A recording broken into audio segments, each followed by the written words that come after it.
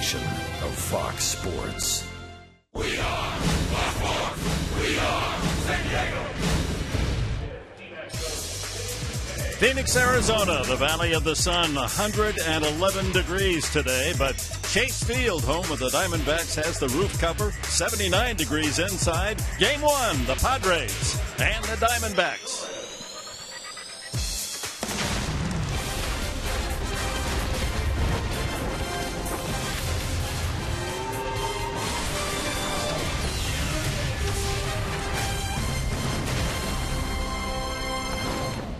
Just a half game separates Arizona and the Padres in the NL West, and Matt Kemp has 28 career home runs against the Diamondbacks, 11 of them here at Chase Field. He's ready to go, and so are we. Welcome to Friday Night Baseball, the San Diego Padres and their NL West rivals, the Arizona Diamondbacks. And good evening, everyone. With Mark Grant, Dick Enberg, we're pleased to welcome you to the first of a three-game series. The Padres giving Pat Murphy his first managerial win in Oakland yesterday, and now they have to take aim at Arizona. The D-backs playing well. And Pat Murphy's got to be smiling because he's sending the guy by the name of James Shields in the first game of this series. And so much going on with the Arizona Diamondbacks. They're playing a little bit better, but one reason is that James Shields got to get those numbers down here at Chase Field. 11 innings, 11 runs. It's a 9 ERA, but in 14 starts, look at the record. A nice ERA. Perfect, 7-0. If he can contain Goldschmidt, maybe pitch around Goldschmidt, really not a lot going on around that Arizona Diamondback lineup, but the main thing is if he can keep the ball in the ballpark, I think he's got a pretty good chance then against the D-backs. It's a milestone start for James Shields, his 300th Major League start. And indeed, Paul Goldschmidt, he is making huge numbers. All-Star, Hall of Fame, maybe MVP numbers. Absolutely. Triple Crown numbers as well for Paul Goldschmidt. Ever since this kid's been brought up to the big leagues, he's in his fourth year. The numbers offensively have just gone up, up, and up. You take a look at the batting average. You take a look at the National League rankings. He is in the hunt for the Triple Crown, a guy who's always in scoring position. He uses the whole field. Right center field with the best of them. Every category you see, we get a stat pack every night for Major League Baseball leaders in the National League. Against the Arizona Diamondbacks, Goldschmidt's listed in about 15 categories, so they have to contain him. But it'd be interesting, Dick, how the pitchers pitch to him this series. If not for Bryce Harper, he'd be number one in all those categories. Runs, hits, home runs, RBIs. So the Padres, if they want to win, they're going to have to stop Paul Goldschmidt. Well, indeed, Pat Murphy has his first Major League win. 15 years here in the Valley of the Sun as the head coach of the Arizona State Sun Devils. More on Murphy's return when we come back.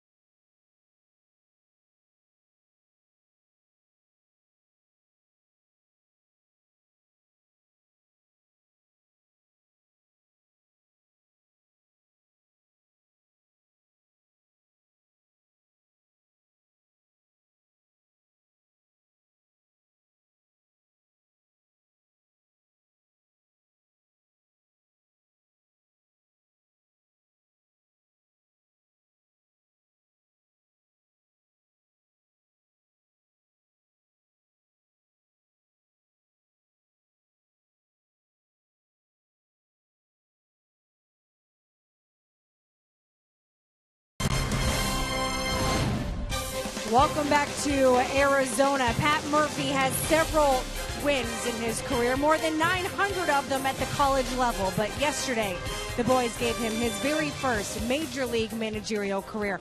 A huge milestone, which didn't just deserve your usual Gatorade bath that you get for walk-offs. No. That deserves something much bigger. In fact, I'll let the skipper explain. Dumped whatever they dumped on me, I'll tell you that. Thought I was having a heart attack. I'm not joking. I'm like, isn't this? The thought went through my head. I said, isn't this beautiful? You get your first major league win and you have a heart attack in the shower during the celebration. That's truly what I was thinking. But no, I was just thinking for the San Diego Padres, let's get on track here. Let's get some W's, and they're hard to come by when you're playing good teams and you're playing hot teams that are just. They played with a freedom over there. If you guys have been watching these 4 games, that's a freedom they played with. They played defense. They pitched. Made every play. I mean, hats off to them. They were great this series. Well, we're glad that Murphy survived the celebration. In fact, he said one of the best parts about the day was that he got a text message from Bud Black. Said it was a very classy move from a guy he has a ton of respect for. And you know what's better than your win number 1? Is win number 2, making a 2-game win streak for the Padres. Shane Shields takes the mound, trying to stay undefeated, as we got first pitch coming up from Arizona when we return.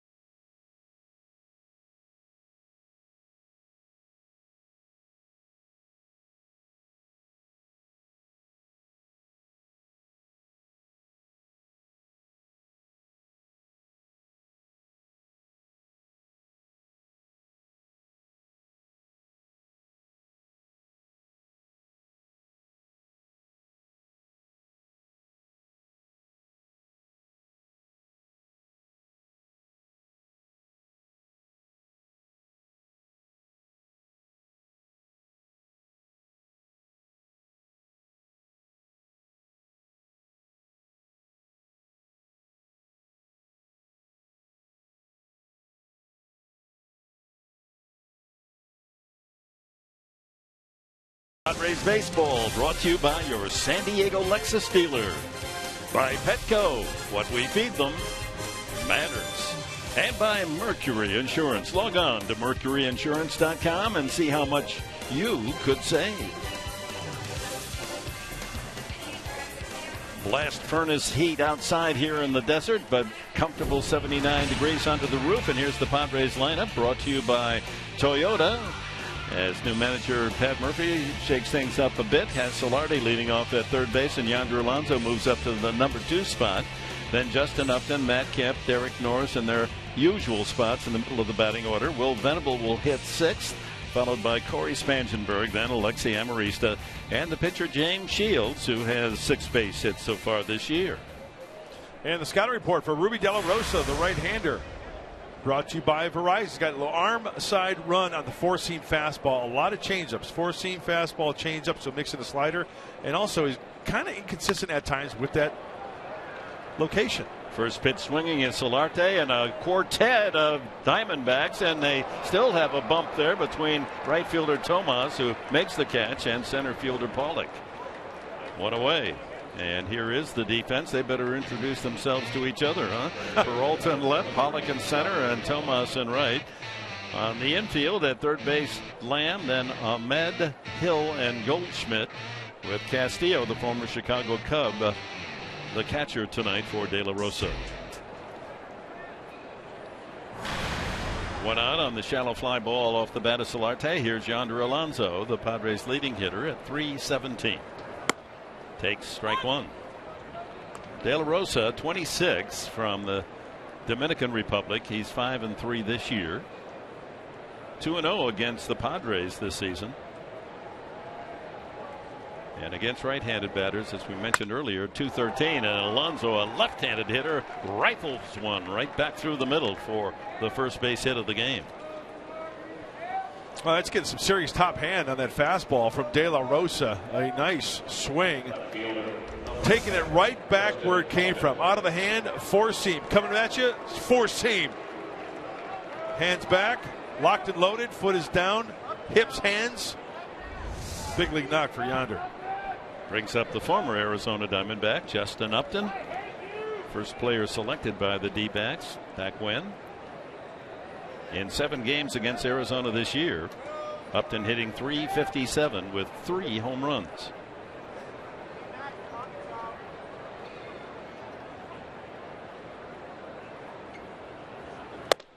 Check swing. He went around. First base umpire John Hirschbeck throws up the right fist. Well, as you can see, the inconsistency sometimes of De La Rosa. 8 innings, 5 innings, 5 innings, 8 to 10 hits. The earned runs. Even though he gave up the 8 hits in that one outing against San Francisco for the win, no earned runs. Walks can be up and down at times as well. Strike 2. Upton with Matt Kemp on deck. Padres in the first series here, 4-game set earlier in the year, split the 4, and then they won 2 out of 3 against Arizona at Petco. 17-17 their road record. High, and 95 on the heater. Umpires James Hoy calling the balls and strikes, with Hirschbeck, Welke, and Holbrook on the bases.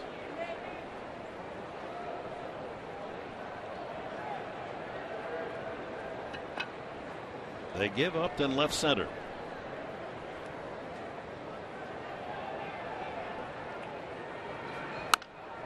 Slices that one off to the right. That looked like some type of changeup out of the hand of De La Rosa. His changeup has a tendency to come in a little hot. And what I mean by that is that was 89. He throws like 95, 96. At times you want a little bit more differential. Maybe a 10 or 12 mile an hour difference in the fastball and the changeup.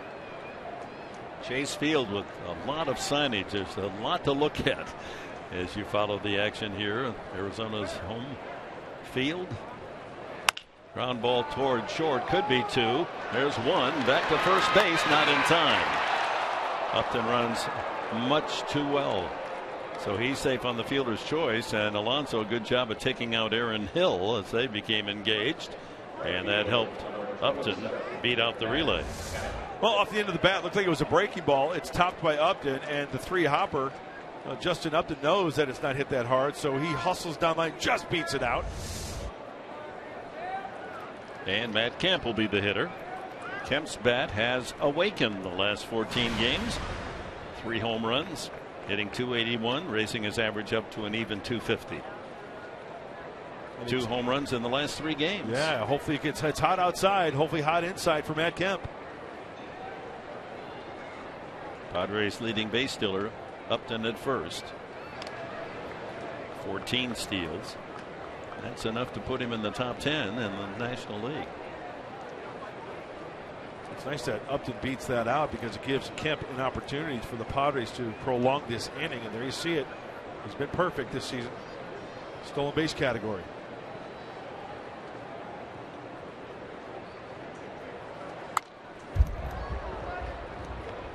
Yesterday, Matt Kemp got the Padres on the board with a home run against the Oakland A's, pulling it to left field. And the Padres went on to win it 3-1. Yeah, Matt went down and got a breaking ball. A good result there. Ball flies here as well at Chase Field. Derek Norris also a solo home run in the 3-1 victory.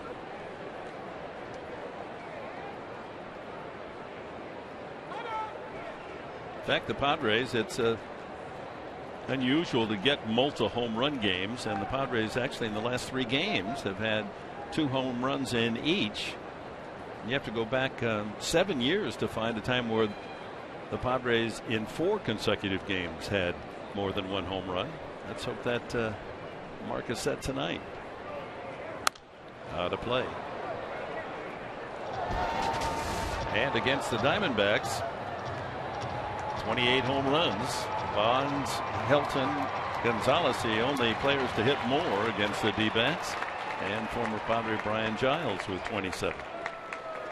Staying in the division with the Dodgers all those years, seeing the pitchers for the Diamondbacks, you get to know the reports, you get to see them with regularity. Still in the division, hopefully that pays off. We can pad those numbers.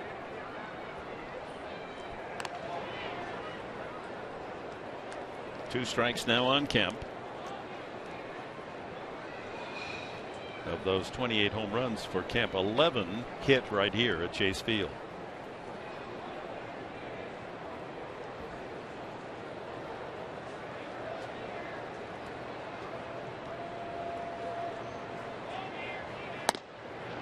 Just a little outside. Castillo, the catcher, tried to draw it back over the corner of the plate, but plate umpire Hoy did not buy it. 1-2. Trying to influence James Hoy. He's not biting.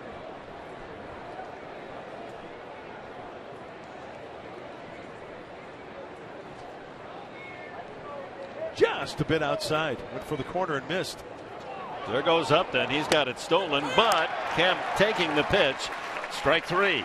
So Kemp just instinctively feeling, hey, he's got that base stolen, but he was saddled with 2 strikes and winds up taking strike 3.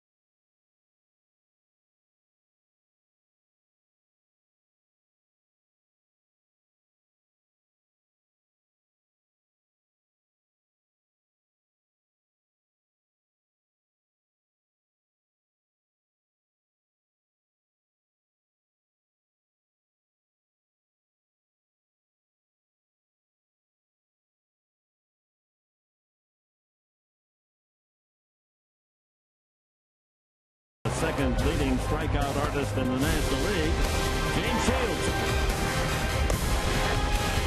Right, 3 balls.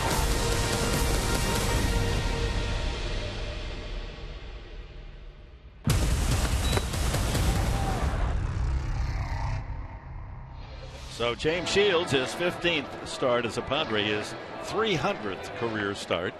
He's 7-0, and here's the lineup that he'll be facing, brought to you by Hyundai. The D-backs will hit in this order with H.A. Pollock and Jake Lamb, a couple of 300 hitters in front of Paul Goldschmidt, then Peralta, Tomas, Hill, Castillo, Ahmad, and the pitcher De La Rosa. The first pitch swung on, a line drive to left over the head of Upton, wedges against the fence. In fact, it buries itself into the plastic covering That ball had a lot of action on it as Pollock has a stand-up double. He wasted no time in greeting James Shields. Well, first pitch hacking, and that's the right call by Justin Upton, letting that ball be, because if you go for that ball, it's a live ball. As soon as that ball was stuck, arms up in the air, ground rule double to 14th for Pollock. He has 78 hits now. That's fifth most in the National League. That was over Upton's head in a blink. Here's Jake Lamb, third baseman, just 24. Played his college ball at the University of Washington. 1 home run, 10 runs batted in, but a solid .316 hitter.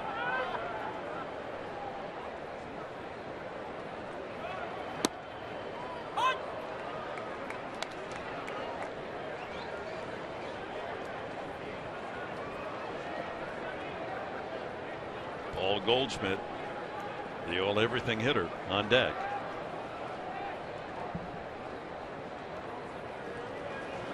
He went around 1-2. It was James Shields on the mound. The scouting report for James is brought to you by Montalvo. Hey, master of off speed. We know about the curveball. We know about the changeup. You can throw it any time. Hey, he wants to go 9. Every time out there, he wants to start. He wants to finish. You know what you're going to get out of James Shields. A great effort every time. Hey, going 9 would be pretty nice for James Shields and the Padres in game 1 of the series. San Diego has not had a pitcher complete a game. Uh-oh, there's a ball in the dirt. And that'll move Pollock over to third base, where an infield ground ball or a fly ball can get him home. Looked like out of the hand a changeup. Yes, it was a changeup. And Derek gets that one right off the left shoulder. Didn't get over to his right in time to try to square that one up.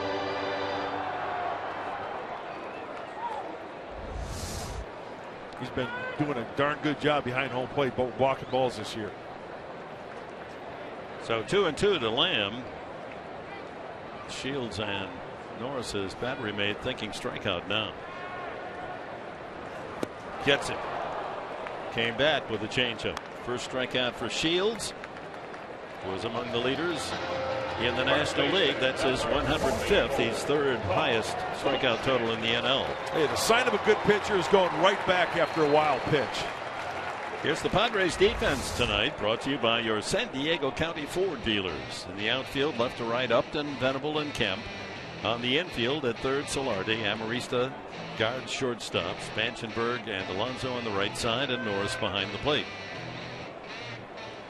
Paul Goldschmidt, infield back. They'll concede the run. Out of play. He has stunning power to the opposite field. Last time they faced, Goldschmidt planted one into the bleachers in left field, way back. You know, for a big kid, his compact swing is so short, quick to the baseball. That is a pretty swing from a big right-handed hitter. Hits for average, hits for power, and I'm talking foul pole to foul pole for Goldschmidt. Throw to third, and Pollock literally gets back. Remember, a pitcher goes to third base, you have to throw it over there. Gone are the days when you can fake the throw to third. So that's a timing play. As soon as that leg is lifted by the pitcher, Solarte darts over towards the bag.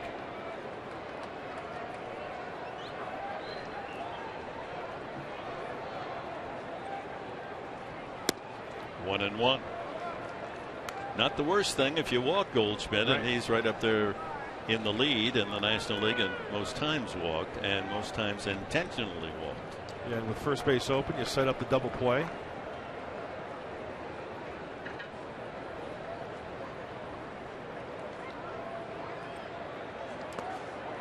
Nice stop by Norris. Goldschmidt went 0 for 4 yesterday, struck out 3 times in the game against the Angels, and that snapped a 27 consecutive game streak where he had reached base safely at least one time. I don't think he's going to get anything to hit this at bat. Boy, he fooled him on that one. Yeah, got right on the outside corner, went after it. Not a good swing. 2-2. Not at all. Almost an emergency swing by Goldschmidt. Out of the hand. That's a little cutter.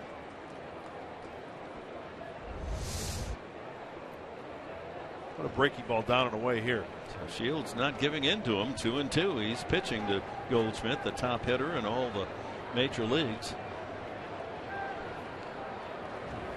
And a soft grounder that'll get the run home. Spanssenberg throws him out. The D-backs lead 1-0. The 55th RBI for Paul Goldschmidt. How about the keys to the game tonight, Mark Grant? Brought to you by our San Diego Honda dealers. Well, I already got burned by one of my keys. It's an RBI 4-3 play. Turn Goldie to dust. We know all about the numbers of Paul Goldschmidt. He just drove in the first run with a 4-3 and then keep supporting Shields.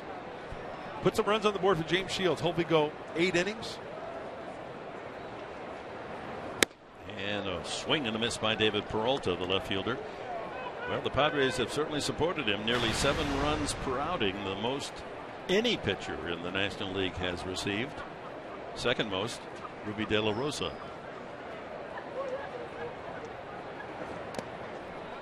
1-1.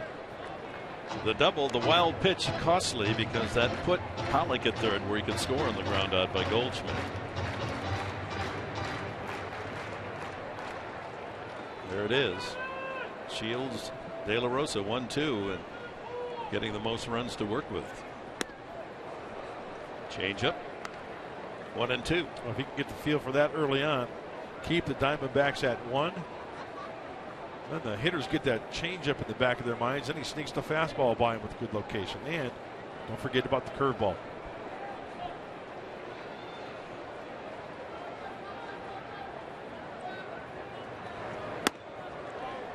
Two and two. Peralta, with the breakthrough last year as a rookie, hit .286. He's had .261 this year. 5 home runs, and there's the Cuban power hitter Yasmani Tomas. And a full count.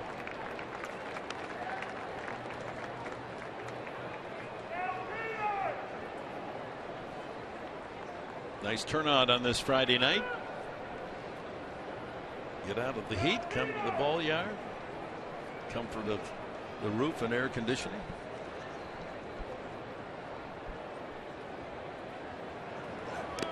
And ball 4.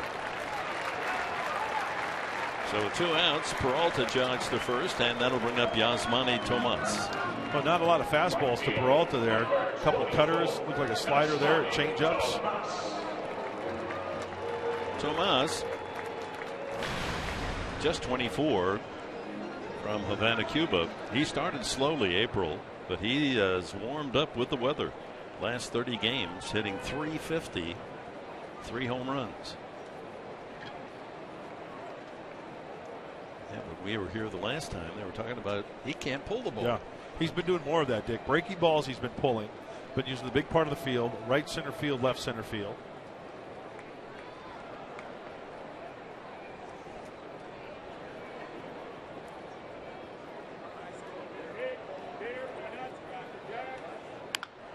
Pulled foul.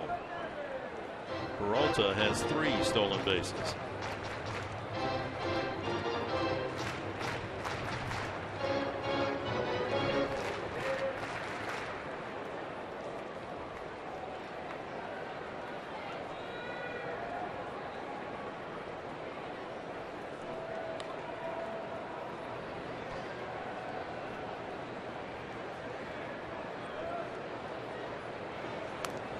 Hit him. On the left elbow is where he is grabbing in pain.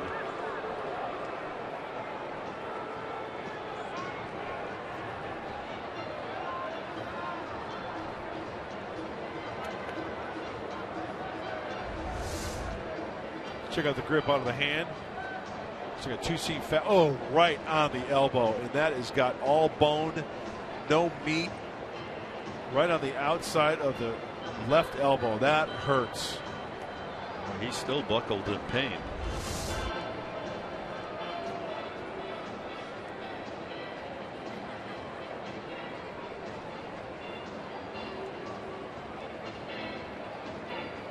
In order to have an added arm in the bullpen, and with the injury to Enciarte. The D-backs are short in the outfield. In fact, they'll have to move somebody out there if he has to come out of the game. That isn't normally on the outfield side of the roster.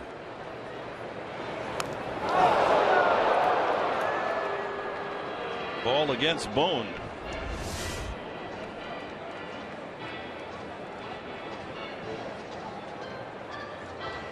It looks as if he wants to continue. So a walk and a hit batsman after Pollock had doubled and came around to score on a ground out. And the hand for Tomas as he moves on to first base. Now batting second baseman, number 2, Aaron Hill. And in Aaron Hill, the second baseman, Shields is facing a man who has done some damage against him. He's hit 4 home runs head-to-head against Shields in their previous meetings. Breaking ball. You know, one thing to keep in mind, both pitchers, it's very dry here in Arizona inside, even though it's air conditioned. See the pitchers going to their mouth a little bit more, maybe going more to the rosin bag. That ball has a tendency to get very slippery at times because it's so dry. He went 0-2. Good curveball, back-to-back curveballs.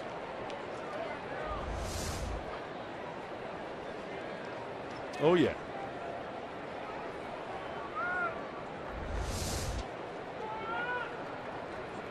Peralta at second, Tomas at first. 2 outs and a run home here in the first inning for Arizona.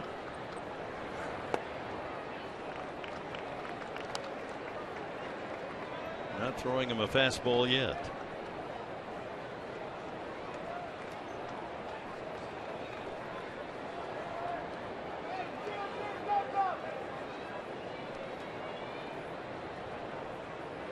Now, do you give him something that looks like a fastball?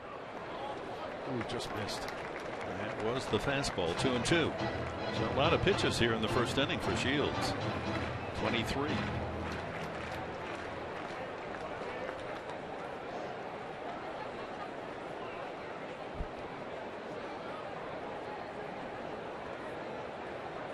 Interim manager Pat Murphy with Dave Roberts, his bench coach. That was a nice note that Bud Black sent a note of congratulations to Murphy on his first big league win yesterday. All class. A lot of shaking off right here with runners at first and second.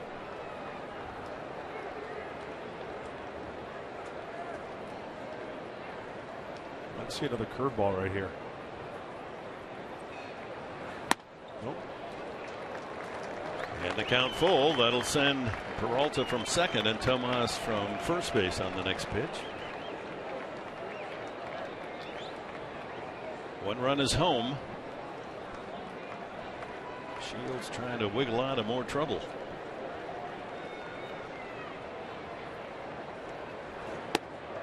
And the bases are loaded. All on Wildness. The wild pitch set up the run. Pollock coming in from third on the ground out. And then with 2 outs, Peralta walks. Tomas hit by a pitch.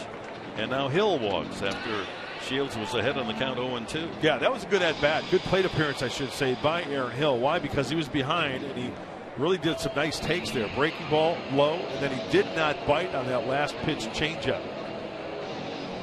A little bit of a breather for James Shields as the workload is getting up there. Brings up catcher Wellington Castillo. The Diamondbacks left-handed hitting catcher Miguel Montero, who terrorized the Padres pitching in the last few years, is no longer in an Arizona uniform. He went to the Cubs in Chicago. So they had a surplus of catchers and traded Castillo here to Arizona after the start of the season. He's hitting an even 200. Not many hits, but when he does, they go a long way. He has 4 home runs. Way outside, ball 1. But James really working around that sweeping breaking ball there.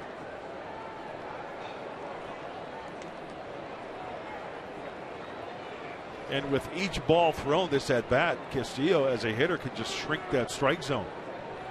Ball 1, that strike zone has a tendency to shrink a little bit more to where he wants his pitch. That's a strike. Delayed call by umpire Hoy.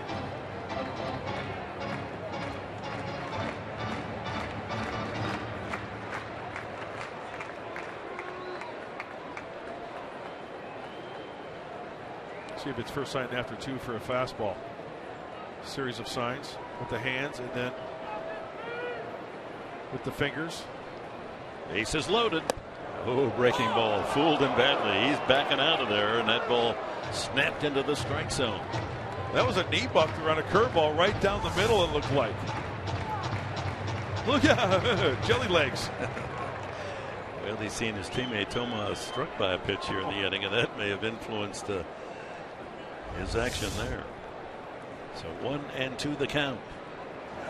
And another curveball, strike 3 swinging. The D-backs leave them loaded. Shields gets out of the inning with only 1 run scoring.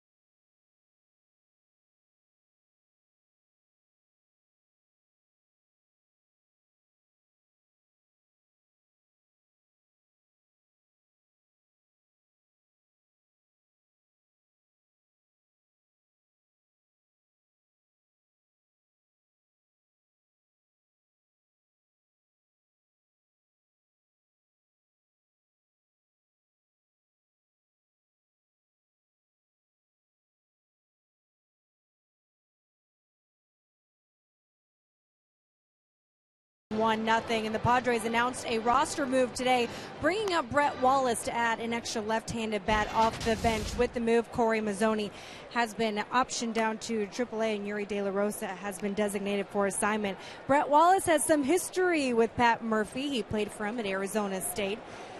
I asked him, now that Murphy's no longer in El Paso, how he got called up. He's like, nothing creative. And Murphy joked, he goes, that's a good thing, because one time the two got into a car accident with Murphy's 07 SUV ran into his brand new Range Rover. He goes, don't think that I wouldn't have brought that up.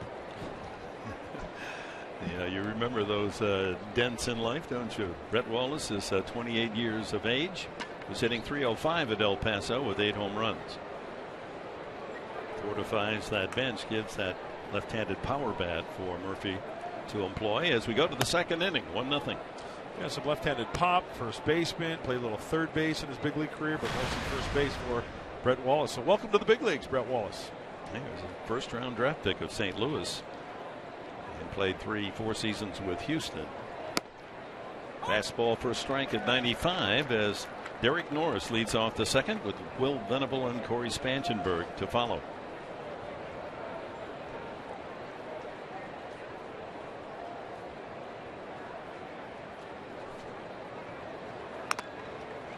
That one got catcher Castillo. There's Wallace, the bearded gentleman.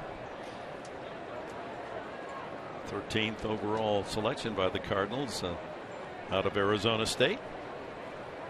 Saw him a little bit in spring training on some TV games from Peoria.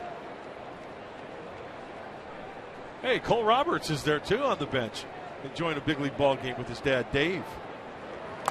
Swing and a miss. 93 on that fastball. In on the hands of Norris. 2 strikeouts. De La Rosa. There's Coley, future big leaguer, enjoying a big league ball game. Such a good kid. And Kai Murphy, the son of interim manager Pat Murphy enjoying a big league ball game. Will Venable at 264. Strike one. Well, De La Rosa has shown tonight that his fastball 91 to 95, changing speeds on it. A little bit of arm side run on that last one for strike one. Ground ball up the middle, and that's through for a base hit. Venable into right center field, takes a big turn as Tomas delivers the ball back in. The Padres have their second hit with one away. Venable at first. Will stayed on that changeup nicely. Fastball, changeup on contact just below the belt buckle. Nice short, quick stroke, and cannot get it as Aaron Hill. Nice effort by Aaron Hill, but good at bat for Will Venable. Brings up Spangenberg. Padres trailing 1-0. Venable a threat to go. See what kind of leg kick De La Rosa uses. Upton had the ball base stolen, second base stolen in the first inning, standing up, but on the pitch Kemp took strike three.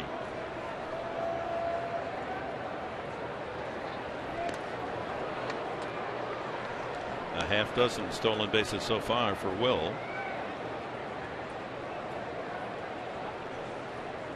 They had 22 steals 2 years ago.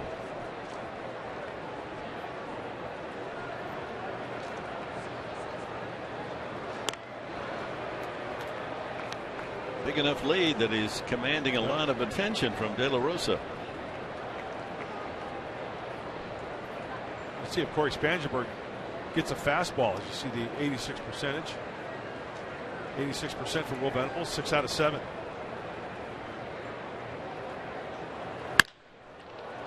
High fly ball down the left field line, deep into the corner goes Peralta, and it's a foul ball.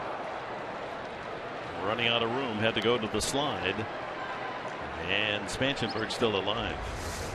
Well, judging by Peralta's reaction after, I'm thinking he thought he could have had that ball. He kind of slapped at his glove after that, kind of like, man, should have had that. Great effort, though. Pretty tough chance. Yeah.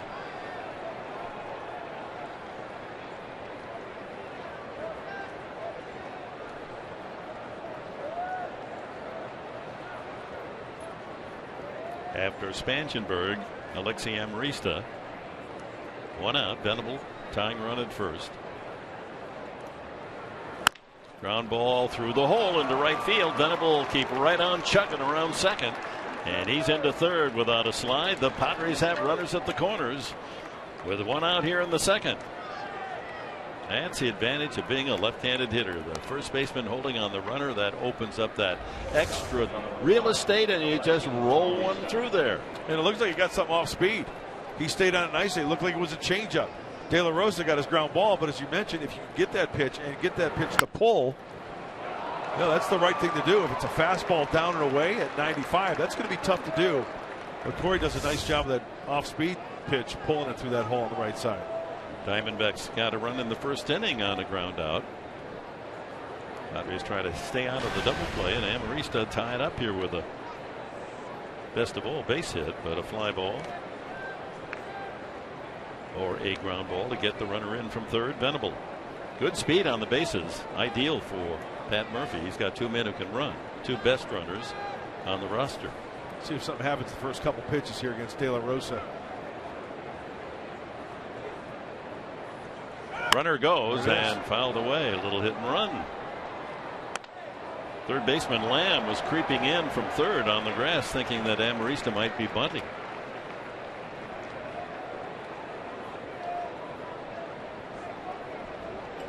And with that runner going at first base, Corey Spangenberg, maybe De La Rosa be a little bit too quick to the plate, elevated pitch, and next thing you know, everybody's off and running.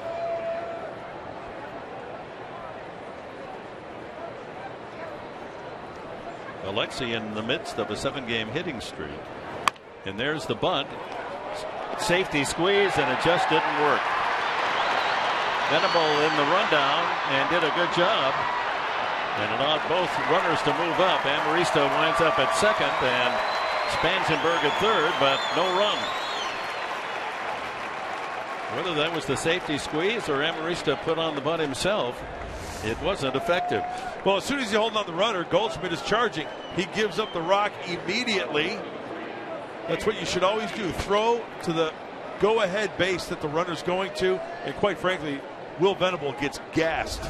Start and stopping, start and stopping. And doing a fine job allowing 2 runners now to be in scoring position. 3-2, 5-3 on the putout of Venable. And it's up to Shields to try to help himself. 2 men in scoring position.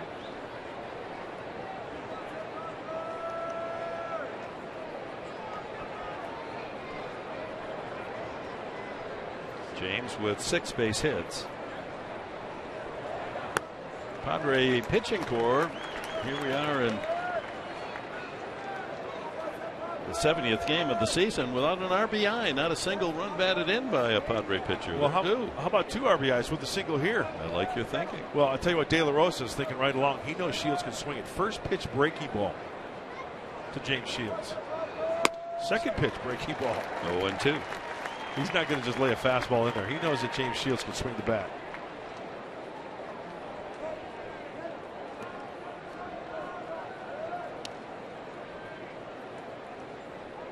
Spangenberg at third, Amarista at second.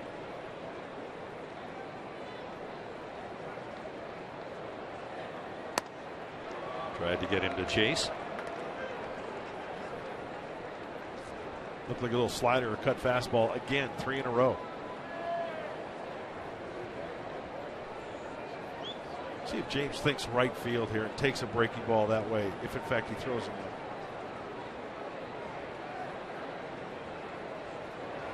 Up the middle, but that's Ahmed on the run, and he's a fine shortstop. Makes it look easy. Inning comes to an end. The Padres get a couple of hits, but no runs. It's still 1-0 Arizona.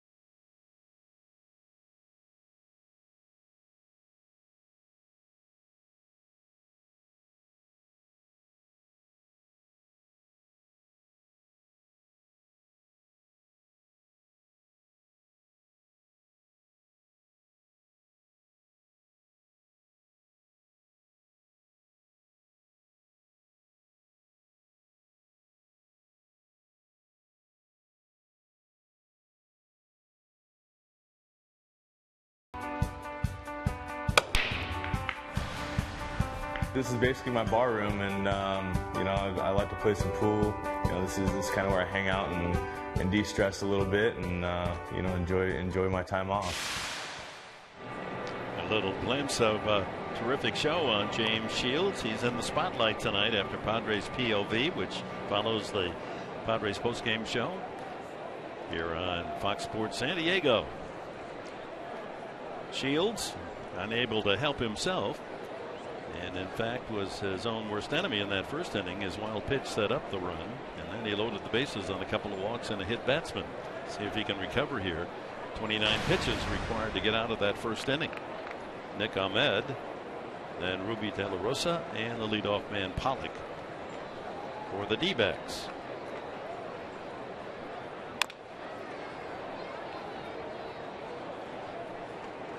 Ahmed, highly touted defensive player in the minor league system for Arizona. If he can hit just a little bit, they're going to be happy, and he's hitting just a little bit. 225. You know, he really looked smooth on that little chopper to short to get James Shields that last half inning. High chopper here. It's going to be very tough. They'll let it go. Foul ball. That would have been tough had it stayed in fair territory. And Phil Nevin, who was the manager for the Reno Aces, the AAA affiliate for these Diamondbacks, said that Nick Ahmed is the best shortstop that he has seen. There you go. I mean, that's quite praise from a guy who played in the big leagues a long time and has seen a lot of shortstops.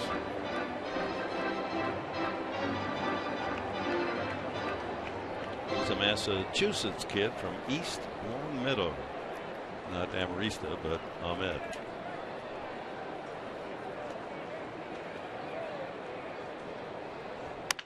Back through the middle. Amarista on cue. One away. Who knew? And in tonight's game, of course, we're participating in the home run challenge. Every Padres home run this evening raises $12,500 for prostate cancer research. So far, over $1 million has been raised around Major League Baseball, and you can make a pledge yourself by going online to homerunchallenge.org. And the Padres, the last 3 games with 2 home runs in each of the 3 games, $75,000. Yeah. I'd like to get up around $50,000, $60,000, especially in this ballpark. Cha-ching. Ulterior motive. I mean, you want the Padres absolutely to hit the home run, so also for a good cause. Right. De La Rosa, 0-2.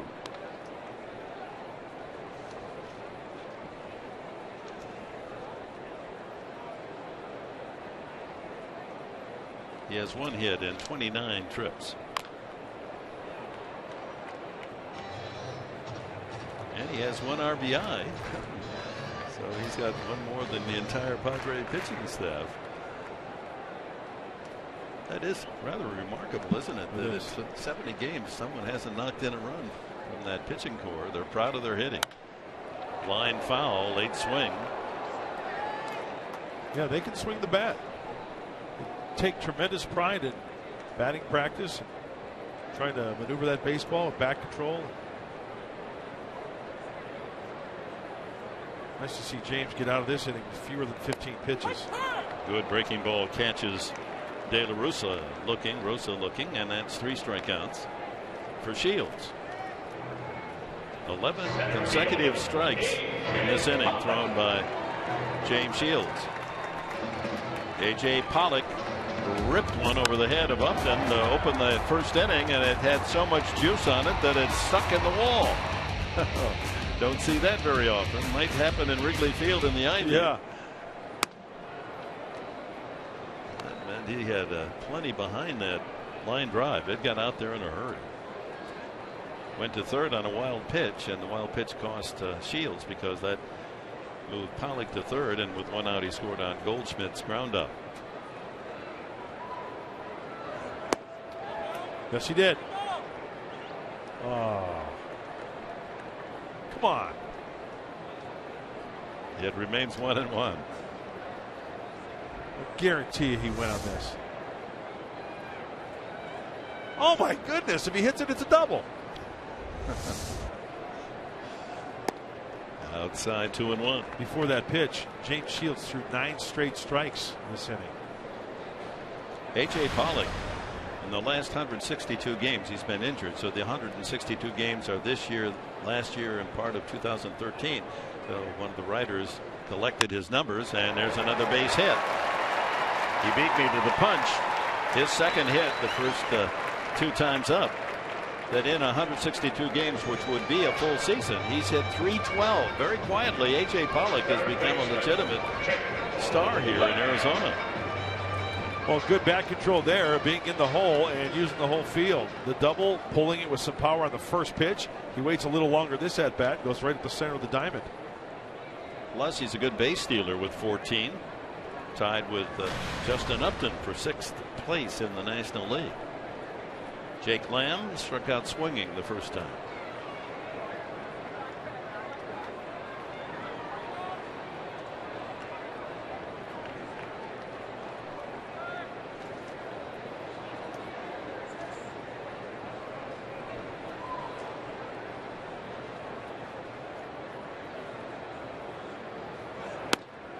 That's in there. Changeup. Lamb, youthful looking 24-year-old.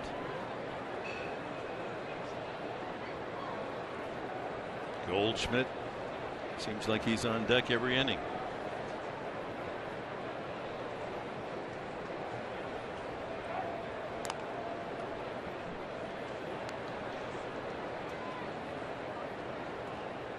That's another thing to look at with Goldschmidt batting third. He's going to get an at-bat in the first inning. The numbers are unbelievable. Hitting 400 in the first inning when he's up at the plate. But the hitters before him, Pollock and Lamb, they're going to get good pitches to hit.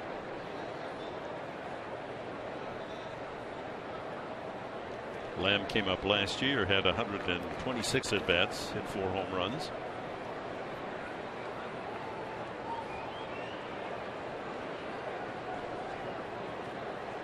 Two-out single by Pollock.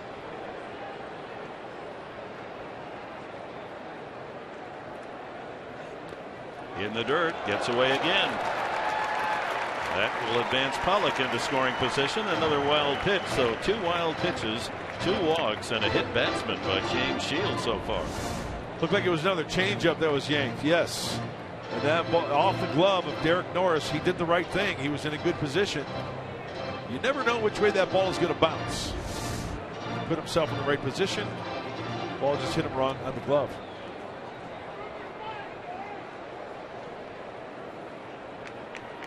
The way he reacted, it looked as if he thought he had it in his glove. Not to be.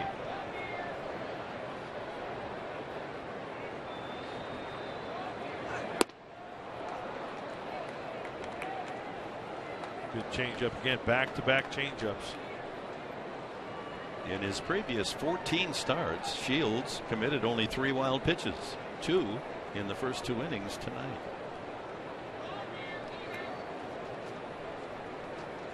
One and 2 to Jake Lamb. Shields wants to get out of this inning before Goldschmidt has a chance to swing.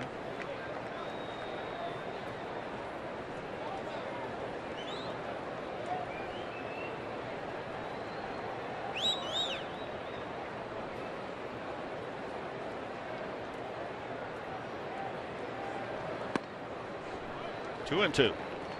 Well, the Padres and Arizona open a 3-game weekend series here in Phoenix. The Dodgers are hosting the Giants for 3 up at Los Angeles. Giants begin tonight 2.5 behind LA. Well, the breakdown of the 45 tosses for James Shields.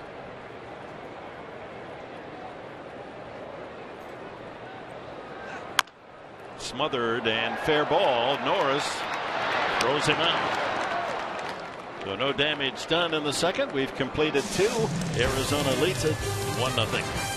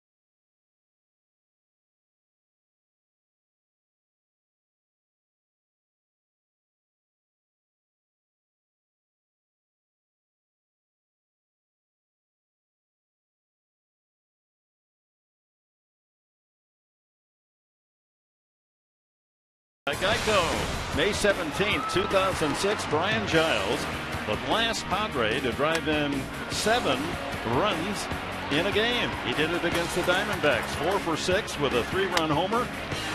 And the 7th inning that capped the Padres' 14-10 victory.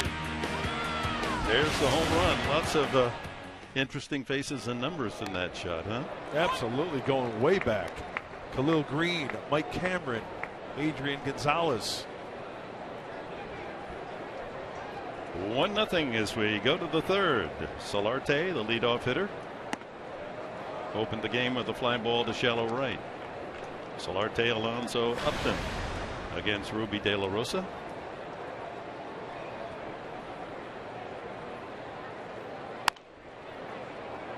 Fouled off 3rd.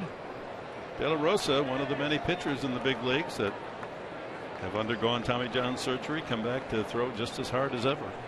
2011, he had Tommy John. That ball hit well to right field, deep into the corner, and caught by Tomas. Not known for his defense. The big Cuban outfielder able to track it down. It wasn't hit as hard as it appeared off the bat, and Tomas makes a good play. Well, it was a breaking ball, and Solarte just a little bit out in front of it, and Tomas a good jump. Hey, not the most athletic kid out there, but giving it a good effort and picking up De La Rosa big time. At 250 pounds, he'll lay a culvert out there when he hits the turf. Alonso singled, one of 3 Padre hits so far. And a ground ball right at the shortstop, who's playing in the second base position. They had to shift on, and Alonso accommodates, 2 away.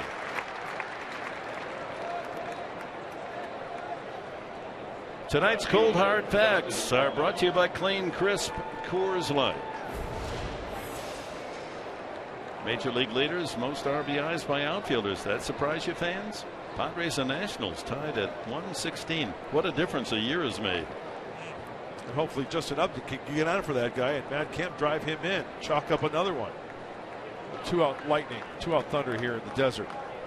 And that ball hit sharply, but to Lamb, he bobbles. Now it's going to be close, and he is out. Hit so hard that even though Lamb did not field it cleanly, he had time to throw out Upton. 1-2-3, the Padres go.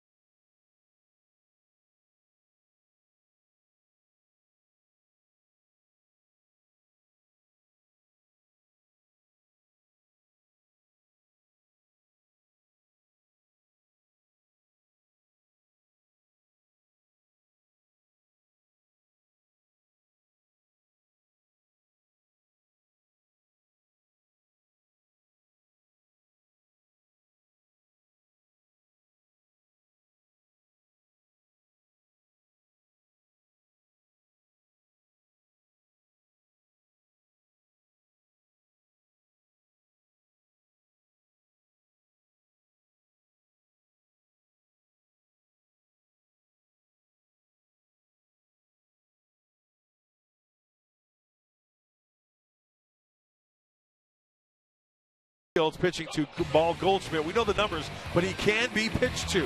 Look at where James Shields consistently tries to pitch like the rest of the staff. Down and away fastballs, down and away breaky balls. You get him ahead, and he will chase the breaky ball down and away.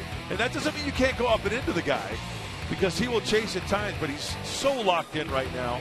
The bottom line is, yes, great numbers, power average, but he can be pitched to. Although his record this year would be a lie. There's any holes in that swing, leading the majors in hitting. 357. There it is, right on target. Low and outside edge. Strike one. And the hot zone, well, right down the middle. My goodness, 500 average. He likes the ball that's elevated at 615. So the lowest average up and in at 182. Down and away at 286. And high and away, not many pitches thrown up there. Right, with 2 strikes, I think pitchers will elevate by design. That's where you see up and away that he'll chase. And on a good fastball, he'll be behind on it at times. 2-1. Look at that, all down and away right there so far. He's only 27. Prime of a terrific career, this man.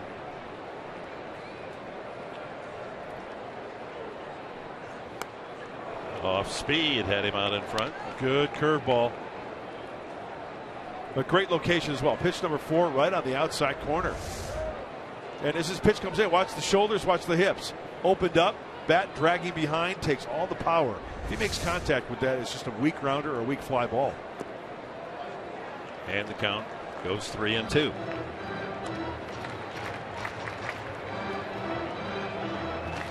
This is where a man 33 years of age, James Shields, he's paid to pitch, and that's exactly what he has to do to this man. There can't be careless for a single pitch.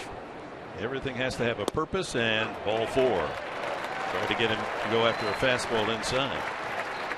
Actually, that was a changeup. Third walk. Well, James looks like he's very visibly upset with himself, to try to walk it off a little bit behind the mound. I think the reason why he's upset is because he had him set up nicely. Everything was away soft, and then he threw something that looks like a fastball, but it was a changeup, and he missed. If it was any closer, I was hoping Goldschmidt was going to swing over the top of it. David Peralta walked his first time up. You got to keep your eye on Goldschmidt. He likes to do those short lead, but just a little hop, little hop, little hop, and if you don't send him back there, he's gone. And he has 10 stolen bases.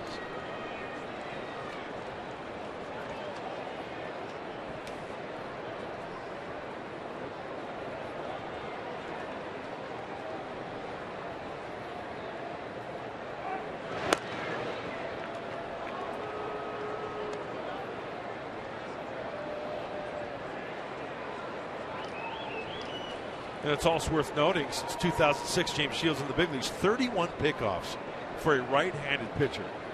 That's pretty amazing. He's looking for his first victim this year, however. Yep.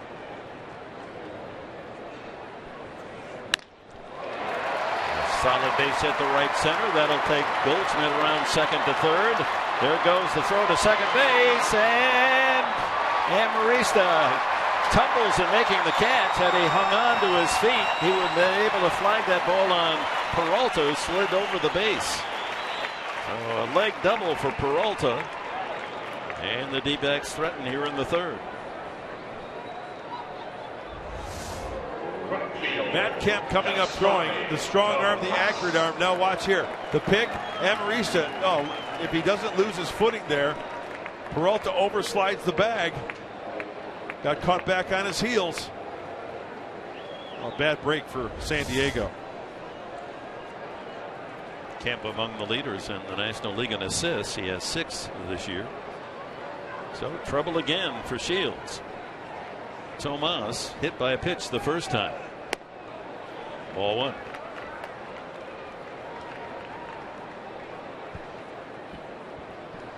Leadoff walk. Else will come back and ruin your night. Goldschmidt is now at third. Peralta at second.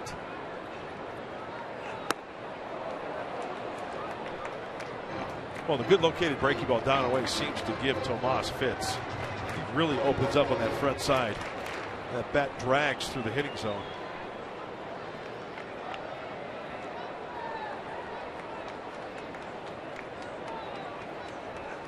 Oh, he got crossed up. He's safe. Goldschmidt comes in to score. It appeared that Norris tagged him without the ball. He tagged him with the bare hand, but he didn't have the ball in that hand. It was still in his glove. 2-0. Well, with the runner on second base, he's anticipating breaking ball. Let's go there. Now he gets the ball. Ball was in the glove. Does he get it on the foot before he touches the plate? Tough to tell from there. Shields is kind of blocking you. It looks as if Pat Murphy is going to challenge. See the umpire, James White, pushing Tomas out of the way to try to get a good view on that. And it has been challenged. So far, there's no visual evidence here that would indicate that it might be overturned. There may be some other angles. The ones we have aren't the only video that's available to the decision makers back in New York. They have some cameras of their own. Here's another look. Well, Derek Norris gets the good carom. Well, first of all, let's go back. He got crossed up. He was anticipating a breaking ball, got a fastball, and wow, does he get the foot before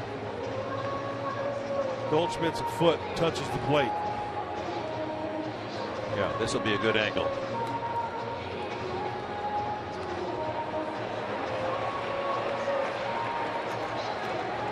Kind of even tough to tell there if the glove hits the foot or the shin or the ankle. He didn't get the foot. Had he gotten the foot, it would have been out, but he was up on the thigh, and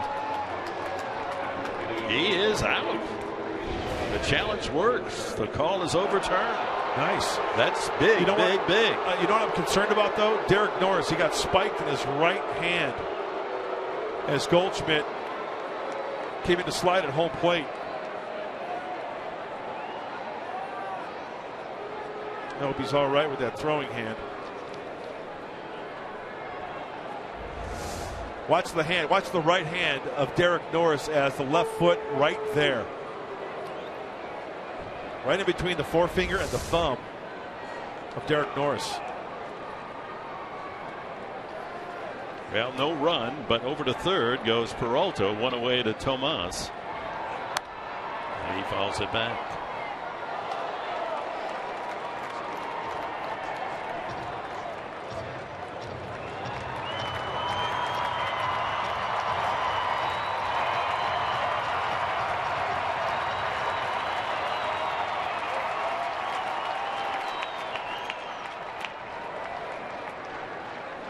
Two balls, two strikes.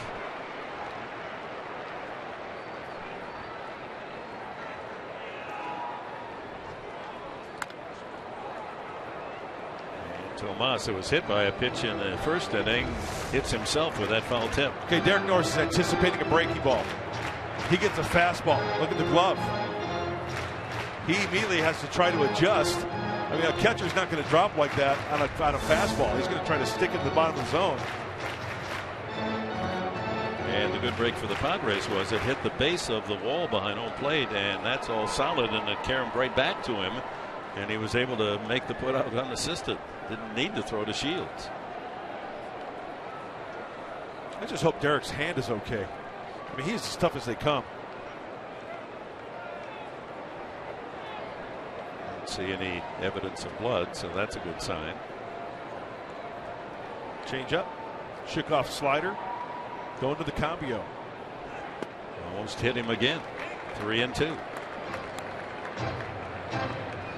59 pitches for Shields. You know, sometimes James Shields falls off a little bit, opens up that front side a little bit, the arm drags, and then works underneath it. And that changeup down and in, because sometimes a pitcher will do that. Open up that front side a little bit too quickly. Now at the 60th pitch, he has only 7 outs. Swing and a miss. A big strikeout, the changeup. And that's 4 punch outs for Shields. He went right back to it. Stayed on that ball a little longer. Kept his front side closed just a little bit more. And look at the result. Looks like a fastball. Ends up down and in.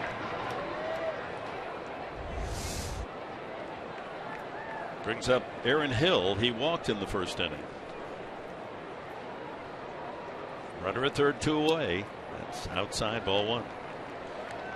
Arizona of late, great difficulty in delivering with runners in scoring position. They're 0 for 5 tonight and 3 for the last 27. Breaking ball in there. 1-1.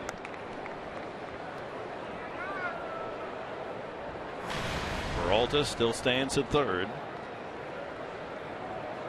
Shields trying to perform a Houdini act here the first 3 innings. Down only 1-0.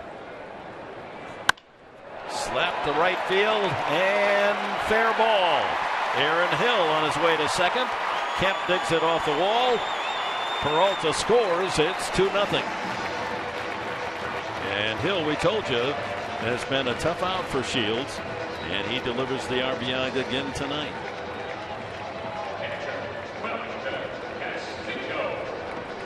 Well, Derek Norris, after giving the sign, waits to the last second to set up so you don't give any location away. He wants it inside, and that ball leaks right over the heart of the plate. Nice job by Hill staying inside out that baseball. You see the slice. That means he stayed inside it nicely. It's a good hit by Aaron Hill. 2-out RBI double for Hill. His 16th run batted in this year. Brings up Castillo, the catcher. He struck out swinging the first time. So thanks to the scrambling play made by Derek Norris to nail Goldschmidt at the plate on that pass ball, it's only 2-0. And that ball driven deep to left center field. Way back and up against the 413 sign. That'll score Hill easily, and Castillo with a long double. It's 3-0. Well, the 200 hitter Castillo drives one deep to left center. His 9th RBI. Well, we talk about pitchers being wild, and then there are times when a pitcher is wild in the zone. Well, the last hit to Aaron Hill up in the zone, taken the other way. This breaking ball, wild in the zone to Castillo, speeding up his bat. He's got a slider speed bat. Doesn't mean you can't throw a breaking ball. It just has to be located well. That one was not, and he gets his 4th double of the year. So a walk and 3 doubles here in the 3rd inning for Arizona. It brings up the number 8 batter, Nick Ahmed. Grounded to short his first time, the shortstop.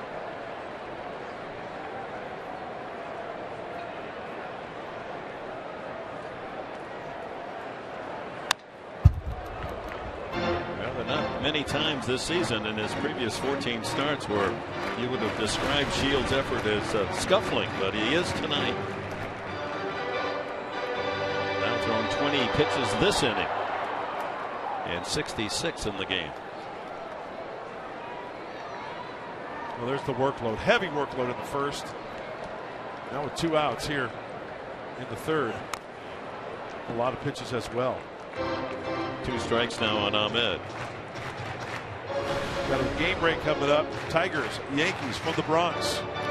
My comrades Mark Sweeney will fill you in on that one. A-Rod going for hit number 3,000. I wonder if that's what it's going to be. We'll stay tuned. Ahmed doesn't like the bat he's using.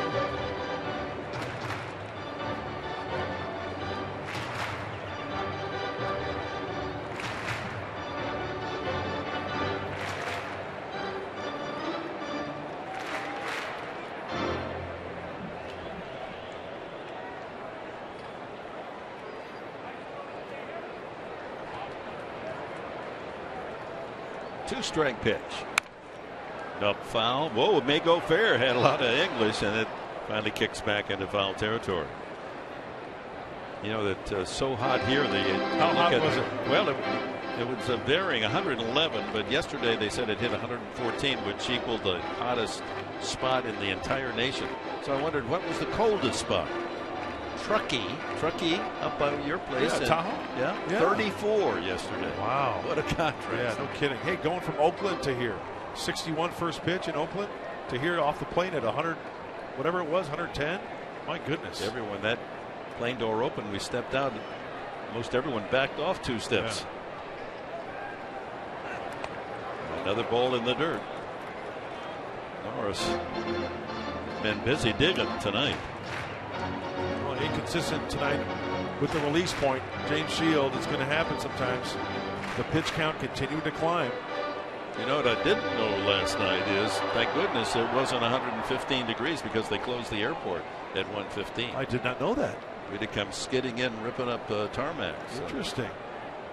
Well, we're here, and it's 3-0 Arizona. Ahmed and Shields in a deliberate confrontation. Castillo with an RBI double out at second base. 3-0 Arizona. Ground ball foul. 70 pitches. So it does not look good for Shields going deep into this game. And we talk about pitch count by inning. First inning, heavy workload on the verge of possibly. Next pitch will be 25. Hopefully he makes a pitch here and gets it out.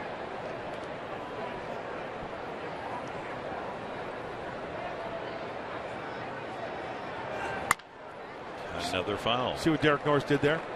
Before the pitch, he set up inside, and then immediately when Shields went into the stretch or the kick, he hopped to the outside part of the plate.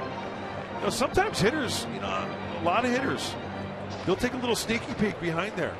If you do that, you might get one in the ear. But a catcher sets up late because he doesn't want to give away location, especially with that runner on second base.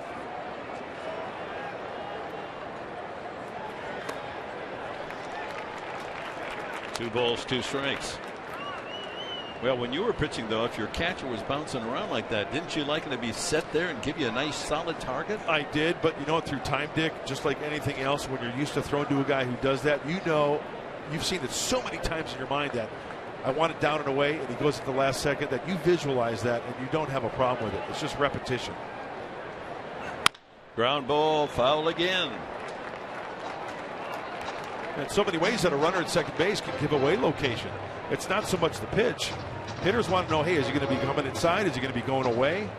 They might use a hand signal. They might lift up one foot, saying inside, the other foot saying outside. 9th pitch of this at bat to Ahmad.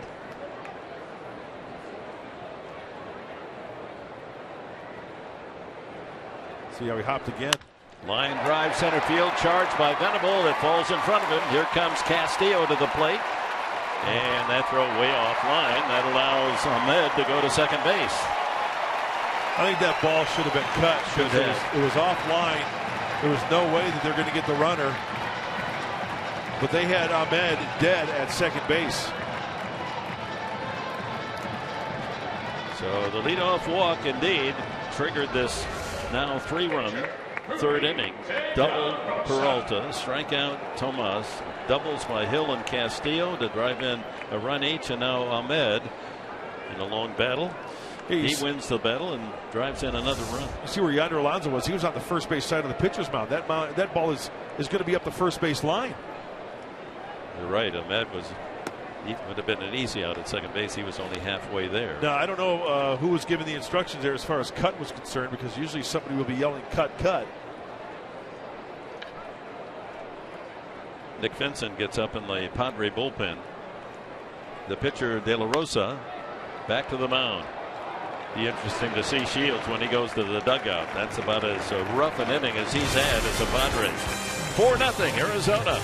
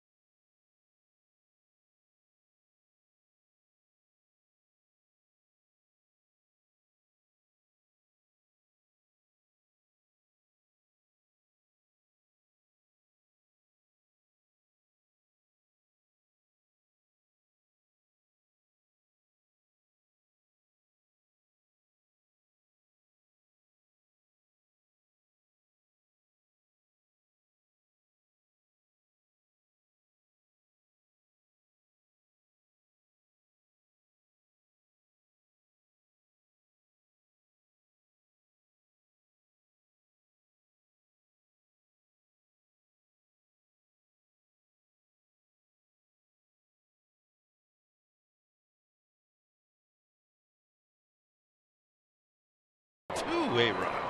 Hitting like a kid. Well, 4-0 deficit. The Padres have scored a lot of runs for James Shields. It's time now as Danny Dorn takes over for Tomas in right field. So Tomas, after being hit by that pitch on the elbow, tried to stay with it, but has left, and Dorn replaces him. Matt Kemp fouls it back. Kemp struck out on a cold third strike his first time. So Ruby De La Rosa, who's had an up and down season, 4 games in which he allowed 4 runs or more, and then 4 other games where he's allowed 2 runs or less. And so far, shutting out the Padres through 3. That means 11 consecutive scoreless innings for De La Rosa. Well, I mentioned in the last 14 games, Matt Kemp heating up a little bit. 3 home runs, nice average at .281.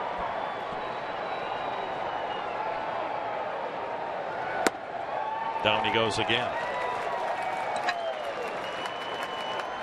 That is the 3rd strikeout for De La Rosa. Time for our Fan Diego fans of the game. Yeah, we got some Friar faithful here. We're in the St. Patty's Day hat, going back to the G tennis era. Edison Volquez's brother on the left.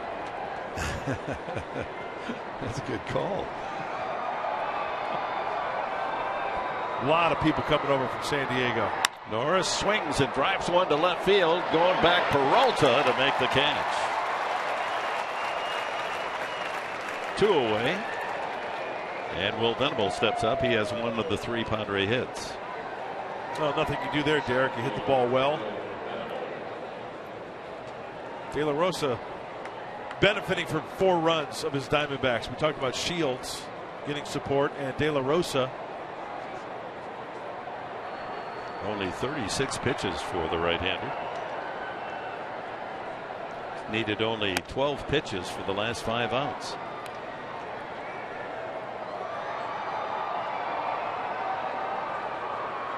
I think he likes hitting here at Chase Field. You bet he does. Taking all the way. 1-1. Tell you, there are some venues where the hitters will look at the schedule and go, oh yeah. And as the late great Tony Gwynn would say, that's good hit. I'd ask Tony, hey, what about this guy? He goes, you can't say it on the air. So what about this guy pitching tonight? Oh, he's good hitting. It's probably a 3-hit night. It's like good eating. Yeah. Of course, I would never give it away, Tony. Good hit. A ball, 2 strikes. Venable. Swings at a ball in the dirt. Strike 3. That's a 4th strikeout for De La Rosa. He retires the side in order. Middle of the 4th. 4-0 Arizona.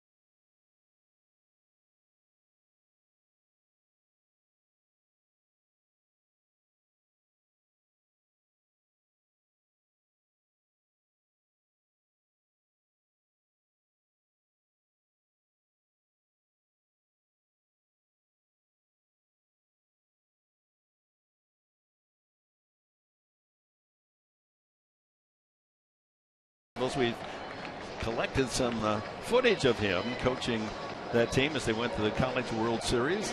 Thought you'd be interested in watching him in action.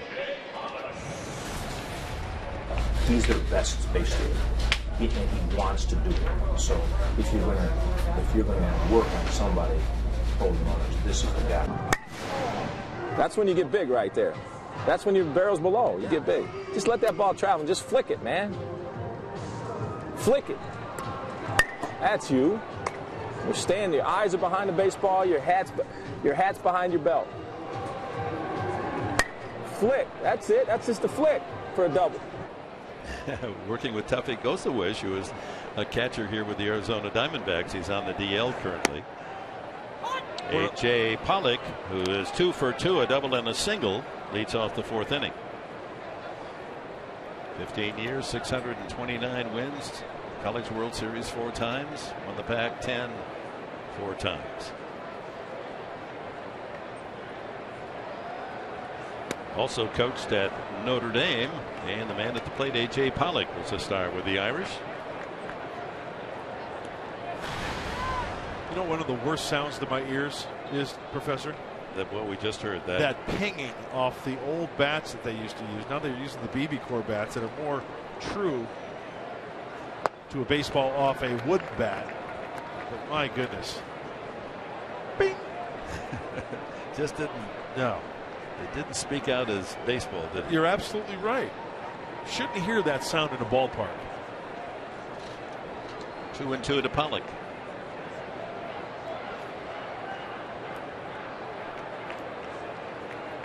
He was the #1 draft pick back in 2009 from Notre Dame. 17th overall selected. Pollock.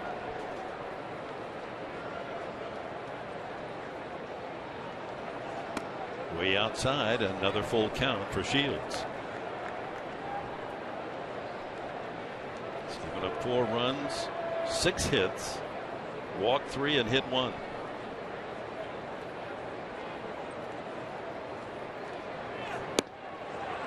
And another walk and leadoff variety, and that hurt him in the last inning when he walked Goldschmidt.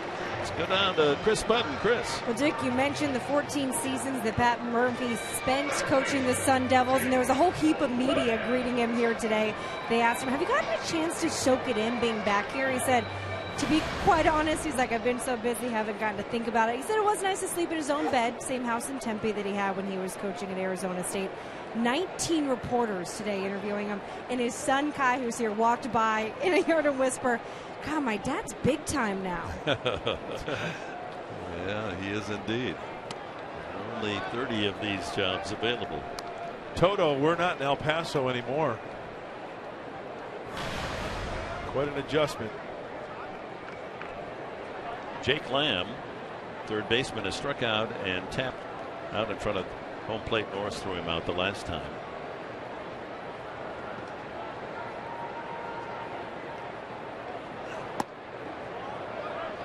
Not by much. No, a lot of off-speed pitches tonight from James Shields. We've seen cutters, we've seen curveballs, sliders, changeups. Not a lot of fastballs.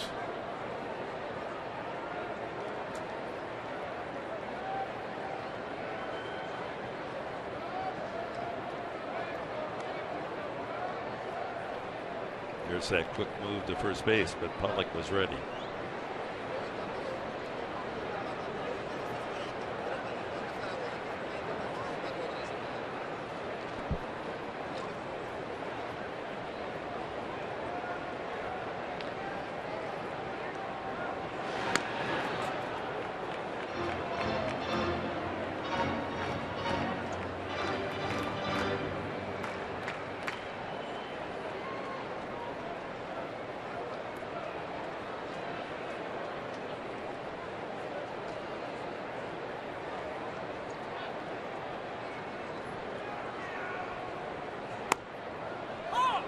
Gets the strike call there. 2-1.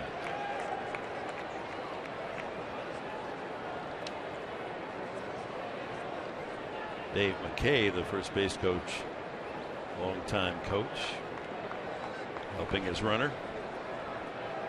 Got that stopwatch out, timing the move to home plate.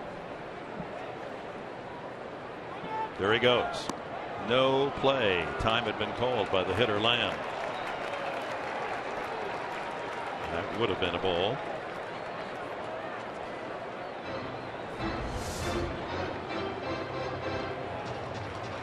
And it's in the umpire's jurisdiction to whether he wants to call time or not. He could have very easily said no time, but that's up to him.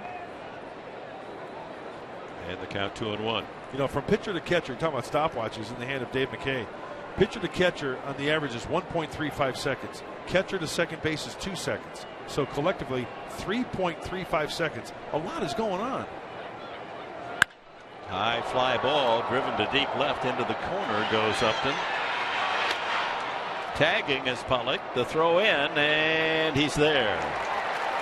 Good base running by the speedy Pollock to take the extra 90 on the fly ball to left field.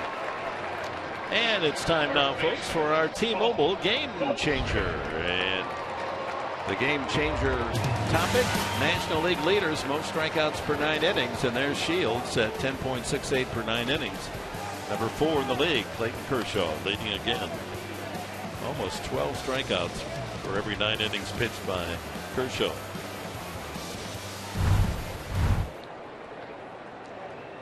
Pollock now at second base. Here's Goldschmidt. Knocked in a run with a soft ground ball to second. He walked the last time and was out on that play at the plate on the pass ball that carried him back to Norris, who made the tag. Ground ball deep and short. And Marista, long throw, won't get it. Along with his power and his terrific eye for hitting, Goldschmidt is a better than average runner. And big man can get up the line. So another infield hit for him. Well, the way the defense was playing there through the 5.5 hole, Amarista sure getting to it, but like you said, he's got to set quickly, and that ball hits the turf. No chance getting Goldschmidt. The best play for Amarista would have been had Pollock decided to go to third, then he would have had a play there, but Pollock wisely held his ground. Ball hit in front of him. Here's Peralta, walked and doubled to right. Ground ball double to right center the last time, a leg double.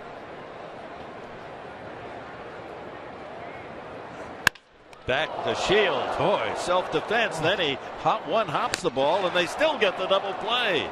Amarista, terrific job as Shields sends a one-hopper. I mean, he almost got knocked off the mound by the comebacker, and then bounces one to Amarista, and the Ninja turns it for 1-6-3 double play.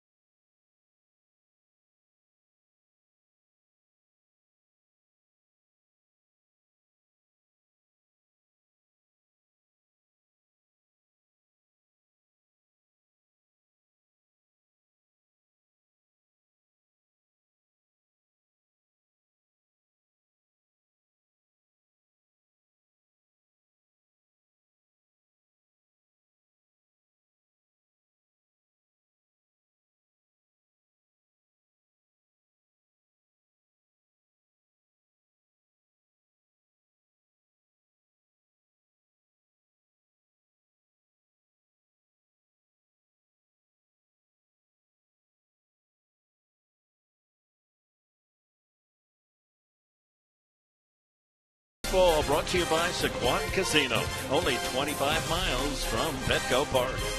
By Jack in the Box. Try the new Double Jack today only at Jack in the Box.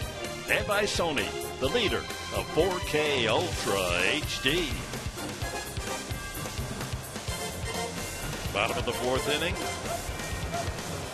Shields gets out of trouble with the 1-6-3 double play. So on to the fifth with the score 4-0 Arizona. Spangenberg, Amarista, and the pitcher spot. De La Rosa has retired the last 8 batters in a row. And it looks as if we're going to see the recent addition, Brett Wallace, hit in the inning. Tapped in front of the plate. Castillo makes the out. 2-3. That's 9 in a row for De La Rosa. Brings up Amarista. Tried to squeeze in a run the last time with runners at first and third, but Venable unable to get home. Caught in a rundown, and the Padres wound up with an empty inning. 4 runs, 7 hits. Arizona, no runs, 3 singles for the Padres.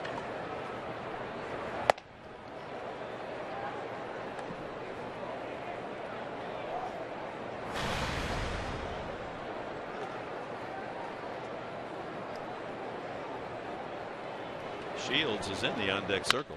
Ground ball right at the second baseman Hill. And there's 2 away. 10 straight for De La Rosa. And it's time for the Cholula flamethrower. With Ruby De La Rosa on the mound. 97, muy caliente, picante. He's got a good four-seam fastball. Getting some support tonight, 4 runs. And he loves pitching against the Padres. 2-0 going into this game. Nice ERA, 1.42 in 19 innings. He's continuing that trend. Struck out 4, hasn't walked a man, so he hasn't hurt himself. Shields grounded to short his first time. Had runners at second and third, rolled on to the shortstop. Well, for San Diego tonight, there's been 10 at-bats as we take a look at the speed range. 97-74.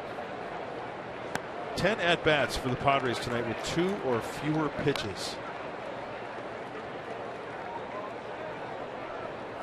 The hits, Yonder Alonso a single in the first. Spangenberg a base hit in the second as he followed Venable's single. That's the only serious threat. Ground ball up the middle and into center field for a base hit. So Shields has his 7th hit of the season, and he has to be thinking to himself, why couldn't I have done that the last time with runners at second and third?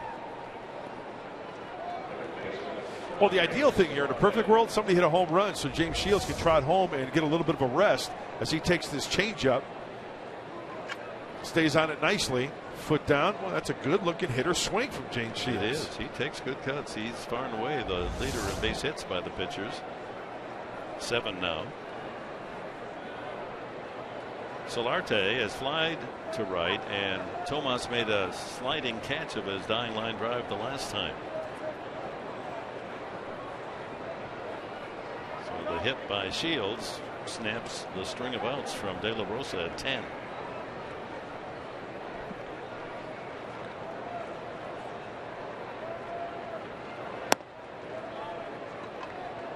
.93 on the fastball, just low.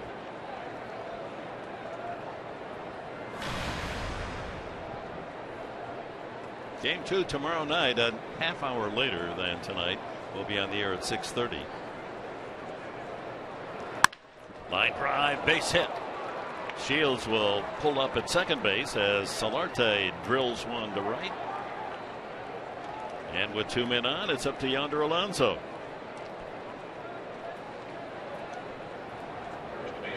Alonso singled his first at bat, a line drive to center.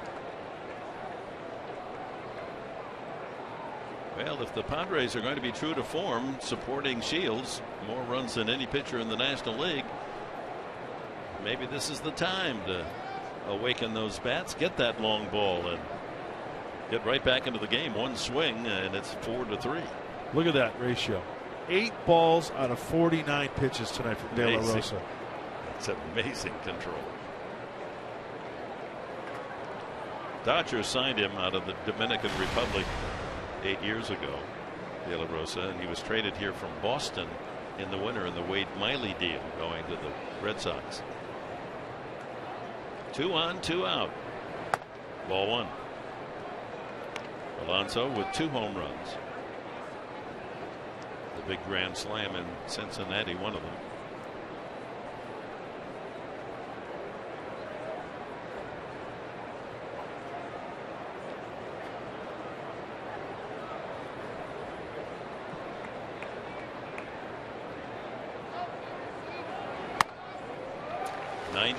Yep. Remember in the scouting report for De La Rosa, I mentioned sometimes he's inconsistent with location. What I meant was that in the zone. You know, he's walked as many as 3 guys, but he's mostly 2-2, 0, 2-2, 1. But when you look at hits, he's given up more hits than innings pitched prior to this game. Sometimes his location in the zone can be inconsistent, and that's where he can get hurt. Shields at second, Solardi at first. And 2 wow. and 1. That's movement at 97 there.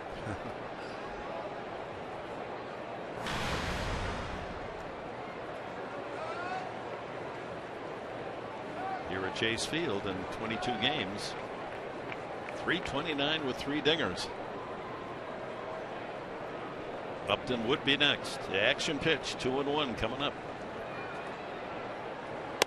3 and 1. Wouldn't be the worst thing to load him up for Justin Upton, the Padres' top home run hitter. But Alonso, of course, is hitting here if he likes the pitch.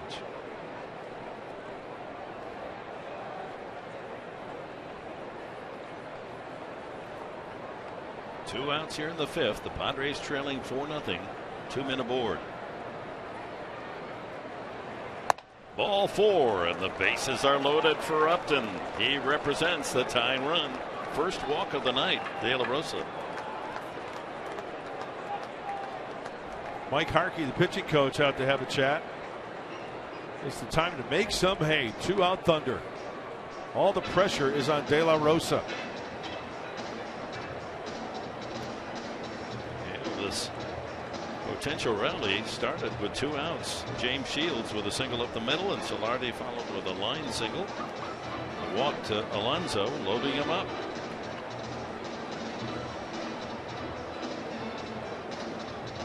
Mike Harkey very animated when he goes out there and talks with his pitcher. He's got his attention.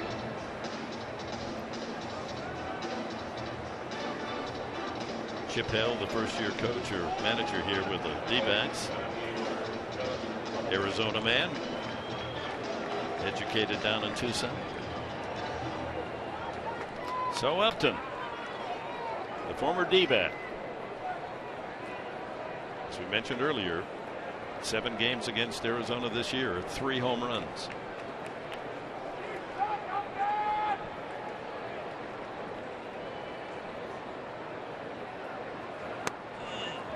Strike 1. First pitch breaky ball and a hanger, outer third.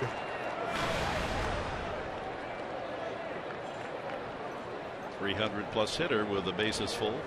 4 slams.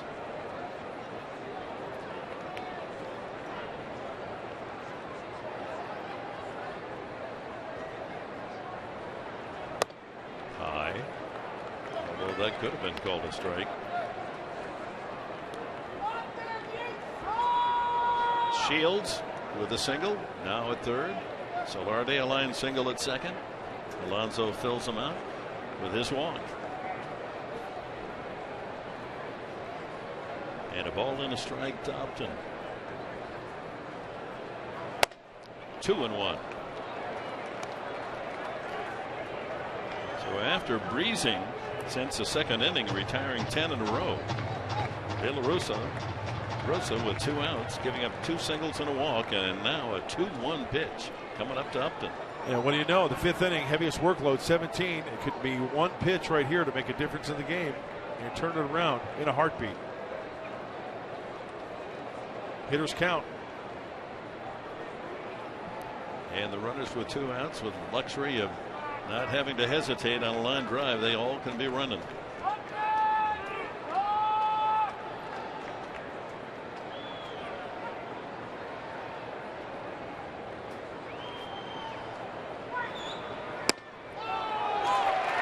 On the outside corner, 2 and 2.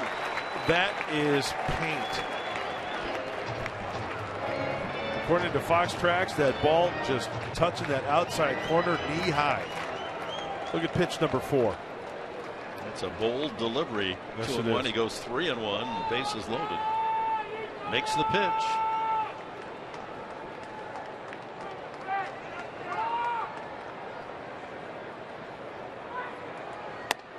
Now a full count. That was outside. Some of the grandstand umpires wanted the strike, but the Fox Tracks supports James Hoy's call. This is what I love. Bases loaded, 3-2, 2 outs. Everybody's running. Get everybody going in motion. Extra base hit, clear the bases. Let's see what he throws here. Full count. A long single will clear the bases. Alonso at first base not being held on. Goldschmidt is way off the line, so Alonso is a third of the way to second base, so he could score on a long single. Shields, Alonso at the other corner with Solardi at second. And Upton calling time is De La Rosa not sure about what he wants to throw here. 3-2. This is almost like icing the free throw shooter or icing the kicker. 3-2.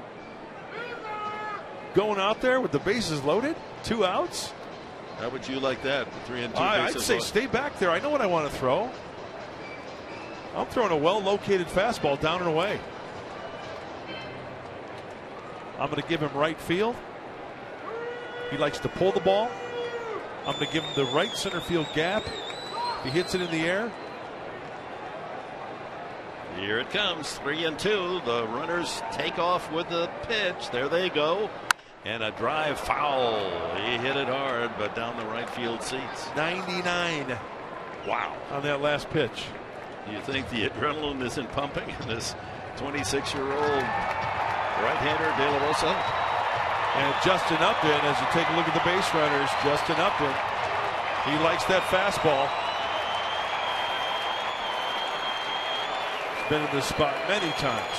De La Rosa, of course, has to throw a strike or throw the Padres a run.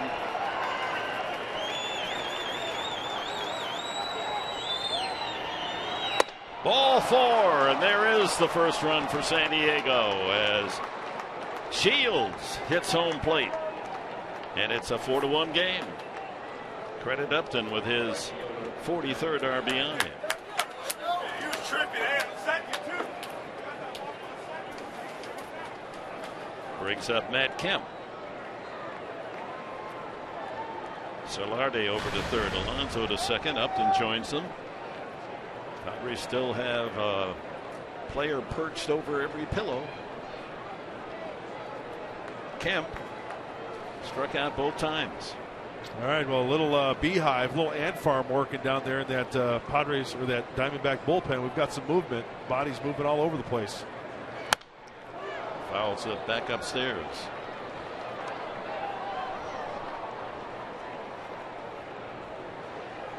Andrew Chafin, left-hander.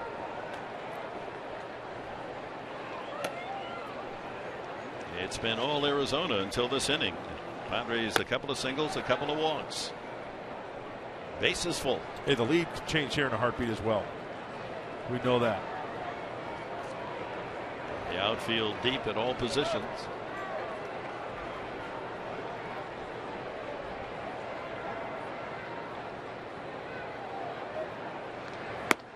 Got him to chase.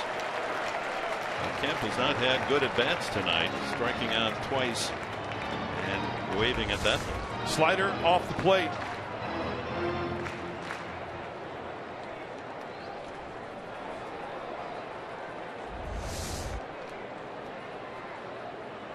De La Rosa jumps in front, 2 strikes. A good secondary lead at third base now. In case that ball is in the dirt. 2 strikes. Might want to try to bury one.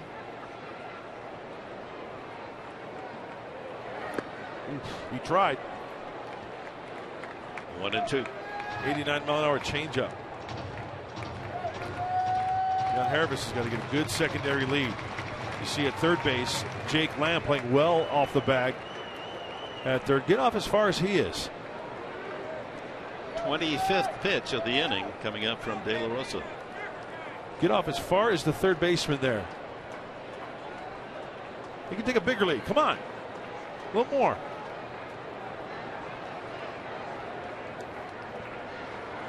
Got him. Breaking ball off the plate, and it's Kemp striking out for the third time, leaving the bases loaded. Halfway mark in this one, 4.5 in the books, 4-1, Arizona.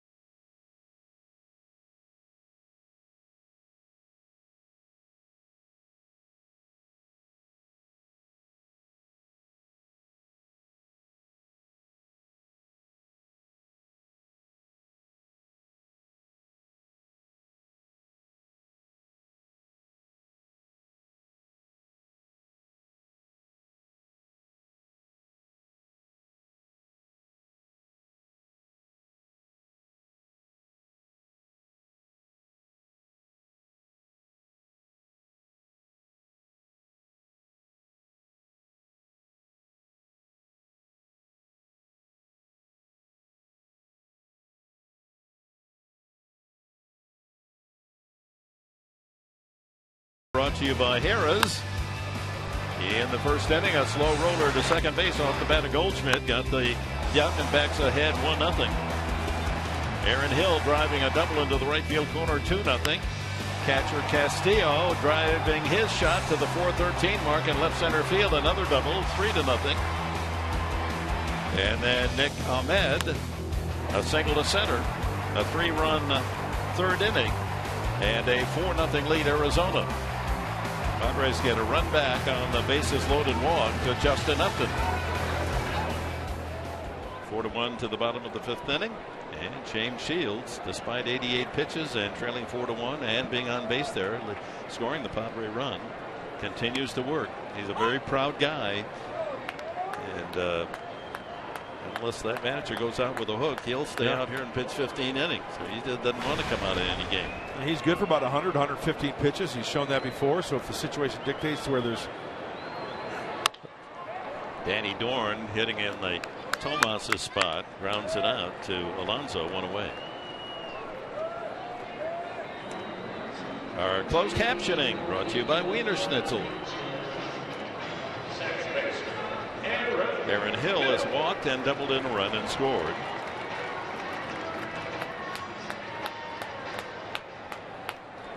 Dorn didn't get a chance to introduce him. Cal State Fullerton star, went to the College World Series with the Titans back in 2004. Hill, a walk and an RBI double. 90 on the strike. 4 runs, 7 hits for the Snakes, 1 run and 5 hits for the Padres.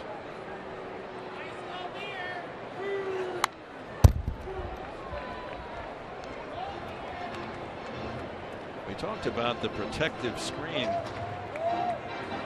running from dugout to dugout. It does here at Chase Field. In some of the ballparks it does not. In the older parks, as we have learned in Fenway, where the fans are even closer to the field. And the good news is that lady struck by the broken bat is okay, but suffered a lot of pain.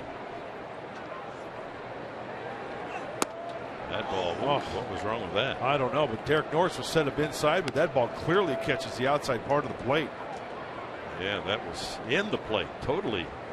Boy, that totally missed by Hoy, so the count is 1-2. And now he gets an extra swing and rips one foul. So back to the backstop screen here at Chase Field. They added it just this last year because of the safety issues. I don't see how that's going to bring in many complaints about fans who are looking through the netting. You're absolutely right. That screen ends right there. And I say carry it on past the dugout. That's strike 3. Caught the inside paint. But Hill had been struck out earlier. No complaints from him. Hey, the fantastic All-Star finalists have been announced, and we want to help Alex Silva win a trip to the All-Star game in Cincinnati to represent the Padres in Fox Sports San Diego. Go to foxsports.com/fantastic all-star to vote now through June 21st. That's 24th. Check that, June 24th. foxsports.com/fantastic all-star. Wellington Castillo struck out and doubled in a run.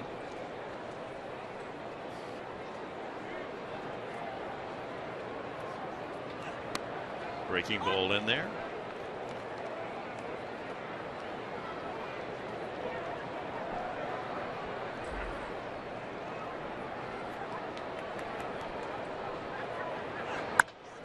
Right field. Kemp is there. And for the first time tonight, James Shields works a 1-2-3 inning. We've completed 5. Arizona leads by 3.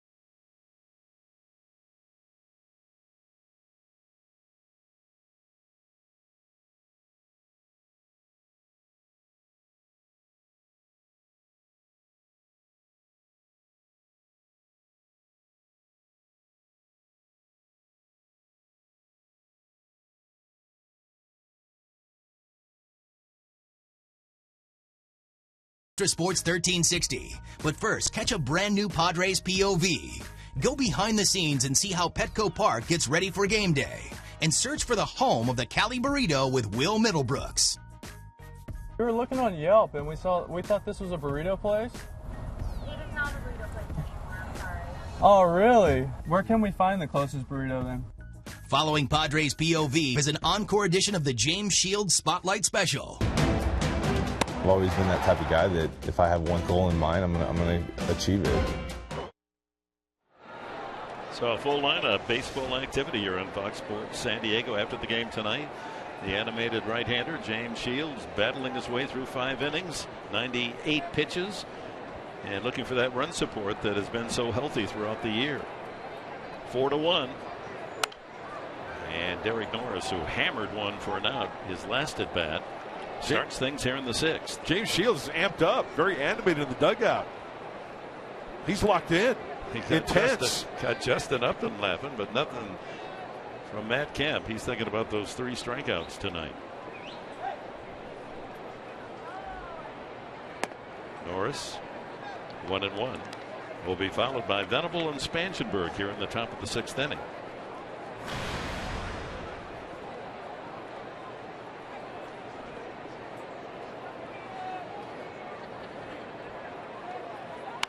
Line drive. Oh, what a one-hopper.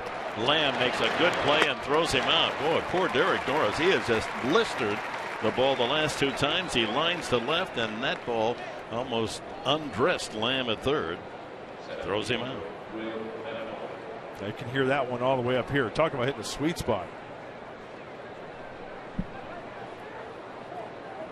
Yeah, that's part of it too. That's baseball. Hitting tough luck. Will Venables singled and struck out. Villarosa has 5 strikeouts. Didn't walk a man until the last inning, and then walked 2, including the bases loaded walk to Upton for the Padre run.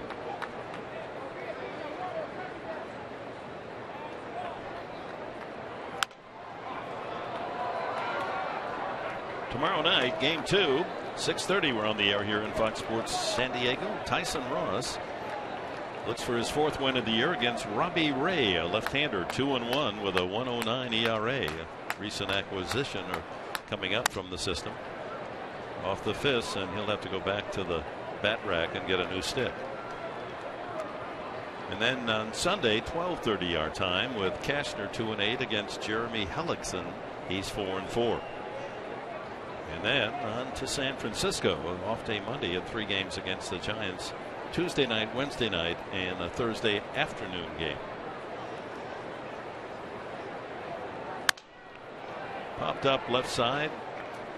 Lamb for the 2nd out. This copyrighted telecast is presented by authority of the San Diego Padres and may not be reproduced or retransmitted in any form. The accounts and descriptions of this game may not be disseminated without the express written consent of the San Diego Padres. You know, that last pitch that Ruby De La Rosa threw was exactly where he wanted it. If you notice, Castillo was up out of the crouch with a high target up and in, and that's exactly where we're getting another broken bat getting in the kitchen of Will Venable.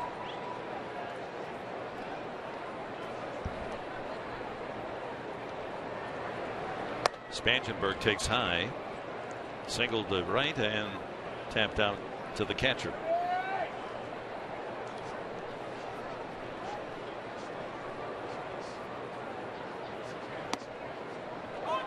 Hey, you know what I noticed about Wellington Castillo? You know, catchers wear that helmet with the bill. They usually turn the hat around. He wears it straight. The bill is in front underneath that mask.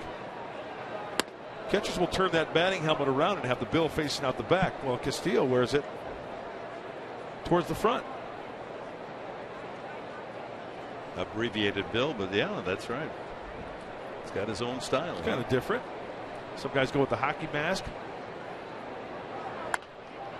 Flared foul, 2-2.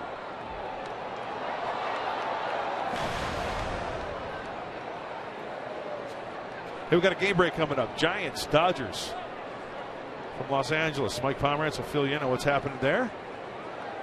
Division rivals going at it tonight. And a full count to Spangenberg. And you know what else has got to stop in this game of baseball? This should be illegal. The lights on the phones. Yeah, I agree with that. Come on. Enough already. It's tired. It's distracting. What is this, a Rush concert? Where's Geddy Lee when you need him? Well, it's interesting. There have been games where somebody with a watch or a piece of glass, the sun hits it right and the batter's complaining. Exactly. Yeah, one person. Yeah. And now you've got That's a great call, Dick. 10,000 right. people putting their lights onto their cell phones. I mean, why is that allowed? I mean, they're doing it as a distraction. They're not doing it with their team up. They're doing it when the opposing team is up. 3-2 to Spangenberg. And he's aboard on a walk. 2-out walk. That's when the business began in the last inning with 2 outs. Single by Shields, single Solardi, and a couple of walks. Alexi Amaristo for 2, trying to extend his hitting streak to 8 games.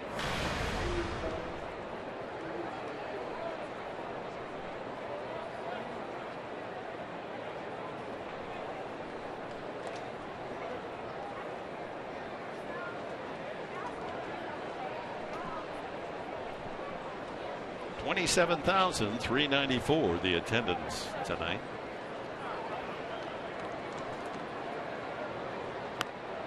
Strike 1 to Amarista. 95 on that fastball.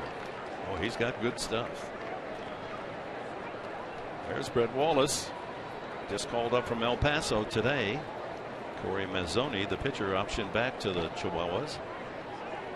Wallace hitting .305 with 8 home runs down in El Paso. Kind of rolling over that changeup from De La Rosa. He's got a good one.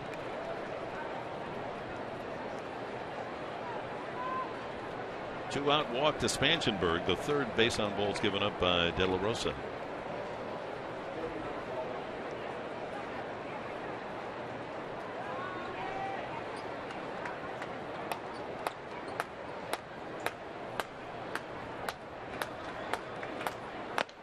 One and two. 97. Oh, he's still got some gas. Well, if you bring Wallace up to the plate, if he gets to that far, we've got a couple lefties in that bullpen for Arizona. We mentioned earlier Andrew Chafin, Oliver Perez. Doesn't look like any action right now, though, with 2 outs.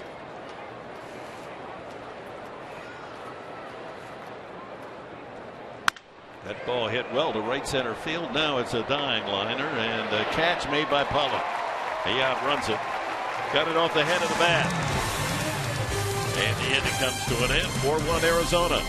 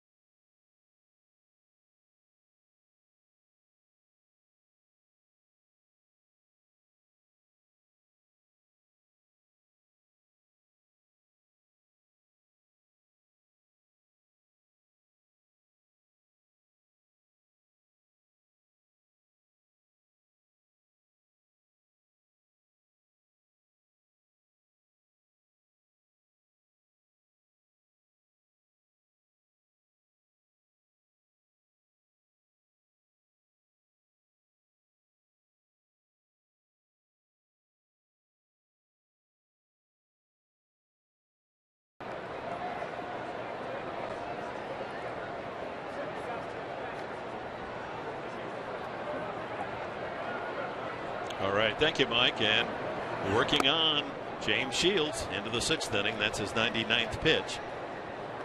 He'll face Ahmed, the pitcher, De La Rosa, and he's in the on-deck circle, and then A.J. Pollock, the leadoff man. Frank Garces, the left-hander, getting ready for the Padres. Breaking ball out in front, Ahmed, who has knocked in a run with a single.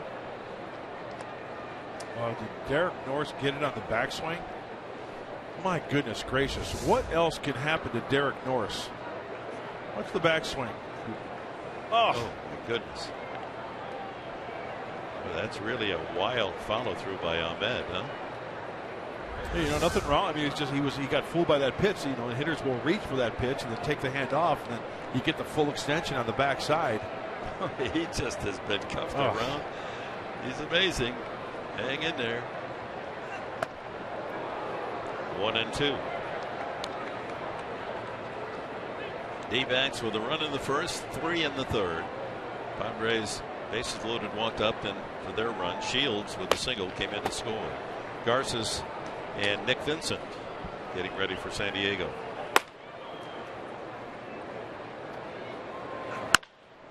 Oh, Shields, another self-defense play. He's made a couple of those tonight. A shot back and a beautiful play made by the pitcher, helping himself. You can hear the ball hit his glove all the way up here. Decent fielding position in the pocket. Plenty of time to toss it over. Check now the National University standings in the NL West. At the start tonight, the Dodgers with a 2.5 game lead over San Francisco. Then Arizona, San Diego half game behind the D-backs. Giants with that 4-3 lead on the Posey Grandmaster. Bottom of the 5th inning in Los Angeles. De La Rosa comes up and lines a base hit into the gap in left center. Upton cuts it off, and De La Rosa, not a fast runner, is held at first base. How about that? He's now 2 for 32.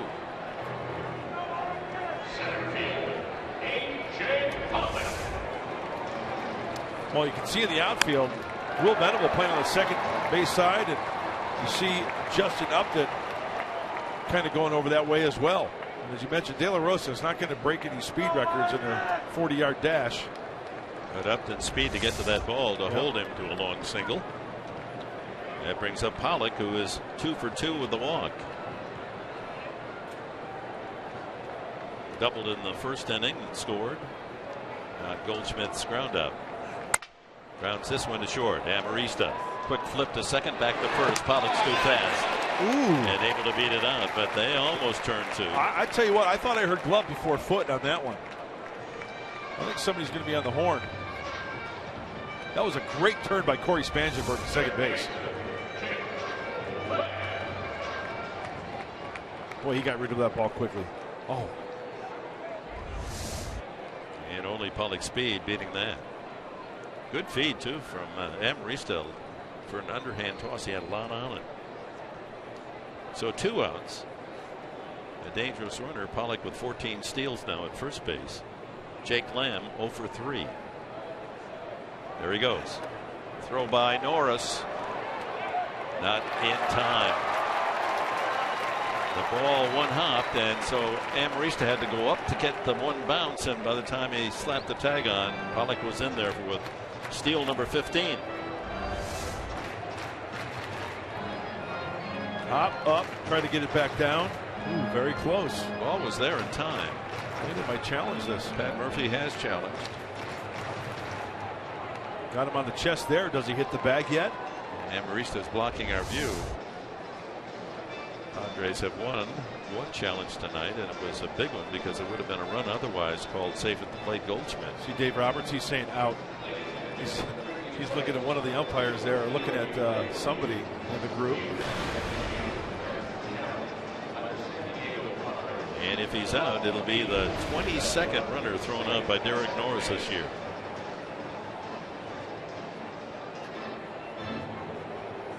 I think he tagged him in the chest before his foot hit the bag. Out of there. Norris has his 22nd victim. And that ends the inning. Oh, what a job he has done. With the bat, with the arm, with the spirit. So 6 complete here at Chase Field in Phoenix, Arizona. And the Padres need 3 to tie.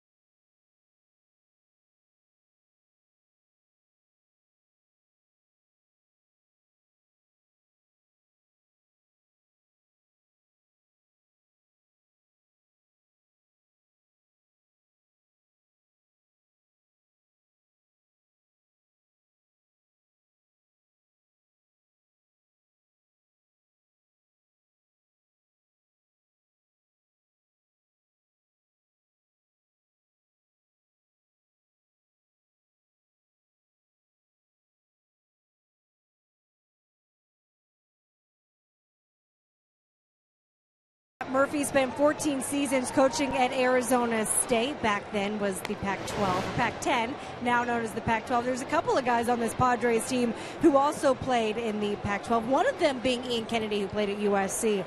And Pat Murphy joked today that when he took him out after the 6th inning yesterday, Ian was unhappy. He wanted to stay in there. And he went to him after the game, Pat did, and he says to Ian, "Hey, you were mad at me when I coached against you. You're mad at me now. I'm glad our relationship hasn't changed throughout the years." Murphy's got to keep all of them on their toes. He's known for his motivational skills and verbiage, having fun with his teams, especially players called up to the big leagues for the first time. Here's Melvin Upton leading off, top of the 7th inning. Ruby De La Rosa still in there. Upton, and then the top of the order, Solarte and Alonso. So James Shields' night is over. 6 innings, 4 runs, 8 hits, walked 4, hit 1, struck out 5. Ground ball to third, and Lamb right there to backhand. 1 away.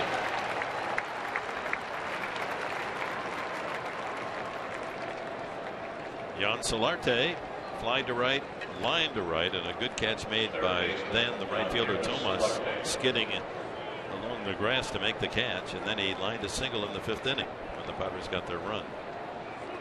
Shields leading off that rally with a 2-out single, and he came around to score for the only San Diego run.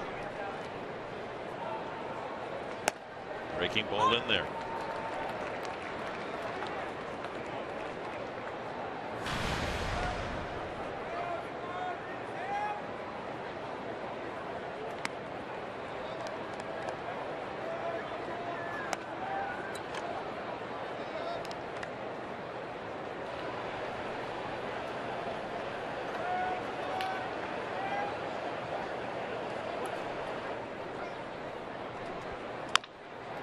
Chopped, and Lamb able to cut in front of Ahmed and throw him out. Big hop, and Lamb reacting quickly to make the easy play. If it goes all the way to the shortstop, Alonso, or rather Solarte, has a chance to beat it down. So 2 out, and here's Alonso. Yeah, that's always the third baseman's ball. Better angle. Now the shift is on. Lamb's going to go on the first base side of second base. Well, the pitching of late for Arizona has improved, especially the starting pitching, but it may surprise you that this is, in the last 24 starts, only the 5th time that the starter has gone beyond 6 innings. De La Rosa with 2 outs in the 7th. Oh, that'll chew up your bullpen very quickly. Shift on for Alonso, and he grounded into the shift the last time with Lamb playing over on the second base side, and Ahmed stays at shortstop. Lifts that one foul. 1-1. A single and a walk. 1 for 2 for Alonso.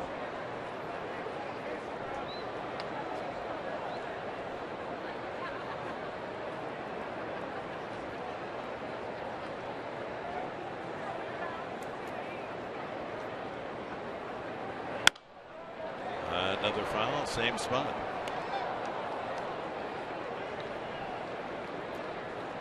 De La Rosa with a lot of easy innings early, so his pitch count only at 91 here in the 7th.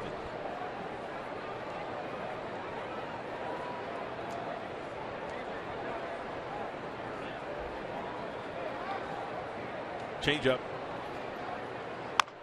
And nubbed up the third base side foul. That would have been a base hit in fair territory. Nobody over there. Today's game, and also tonight's game, presented in HD by Sony 4K.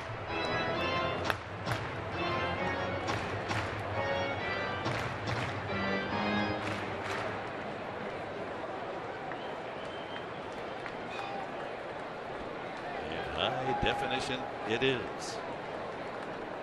Back to work. 1-2. Alonso. And another foul. Wearing out that left field side, second and third decks. You know, De La Rosa missed with that last pitch. He wanted it up and in. It leaked up and away. Tough pitch to get the top hand on top of it, drive it down that left field line. The velocity is still there.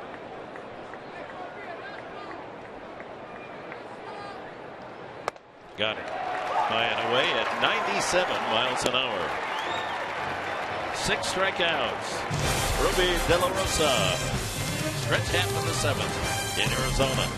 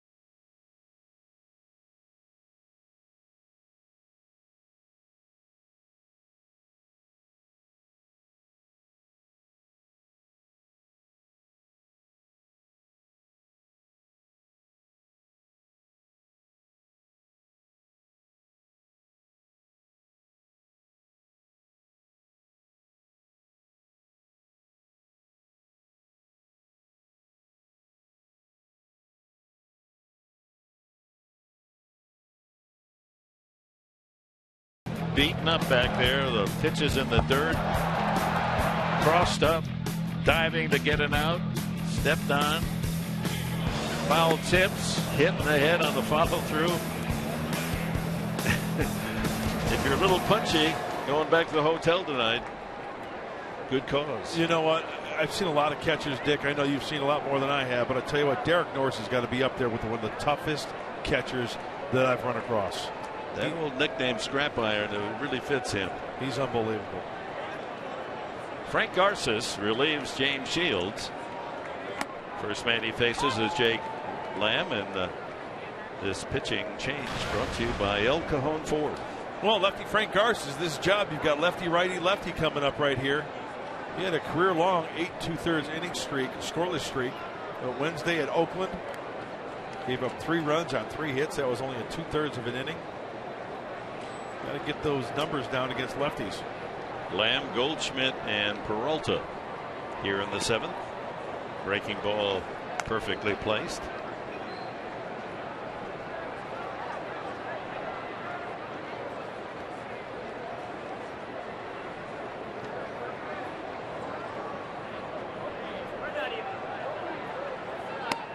Yeah, it's in there. Strike 3. Lamb goes down. He's 0 for 4 tonight. Here's Goldschmidt. Fastball on the outside corner. Goldschmidt, a weak ground ball to second with a man at third in the first inning, but it drove in a run. His 55th RBI. He's walked and beat out an infield hit to deep short. 92 on the fastball, hits the corner.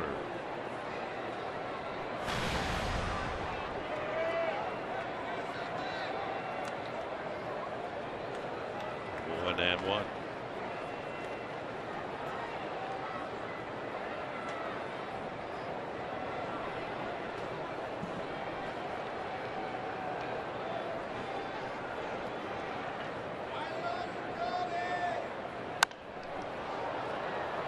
Remember the hot zone we talked about earlier? Even the lefties try to pound it down and away.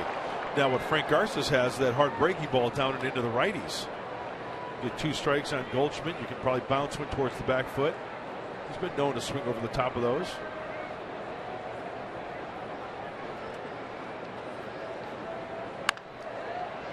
Pounded foul.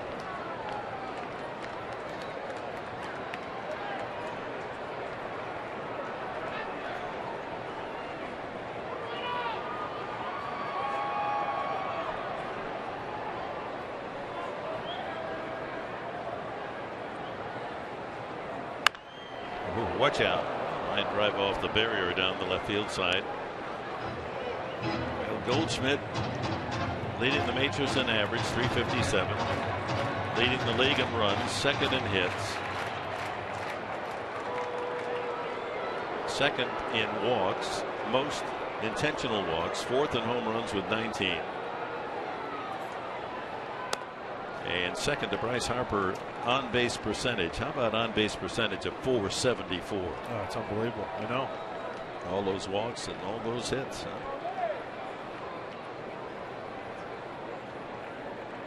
Two and two. Defensive swing there. Oh, must have been catcher's interference. Goldschmidt pointed toward first base. So that's an error on Norris. See the bat hitting the glove. Watch when he starts to swing, Derek Norris. I didn't really see it there, but with the reaction by Derek Norris, no argument from the Padre catcher. Yeah, the umpire going strictly by sound there. You can hear the muffled sound of bat against glove. There goes Goldschmidt, and a swing and a miss. Norris's throw, safe. And we told you Goldschmidt, he picks his spots, and he's an excellent base runner. That's his 11th stolen base. Complete package. Pretty good jump from lefty. He's going on the first move. That's the chance you take. And throw right over the bag. And Amarista keeping that tag on Goldschmidt just in case he comes off the bag. Stole it off Garces. Peralta walked, doubled and scored, and wrapped into a 1-6-3 double play.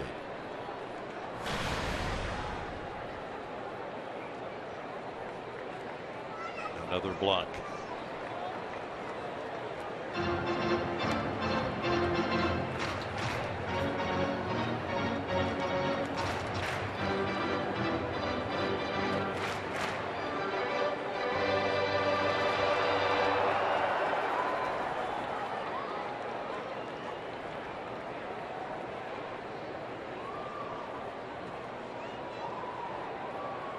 Got him to swing at that breaking ball away. You know, if I was a left-handed specialist, I would get footage of every left-handed specialist within the last 25 years and just study that videotape. What they throw, certain situations, certain hitters. What made them successful? And then secondly, I would work on having the best left-handed move to ever walk on a baseball field. There's the pitch that gets the lefties. The breaking ball tailing away, and 2 strikeouts for Garces here in the 7th.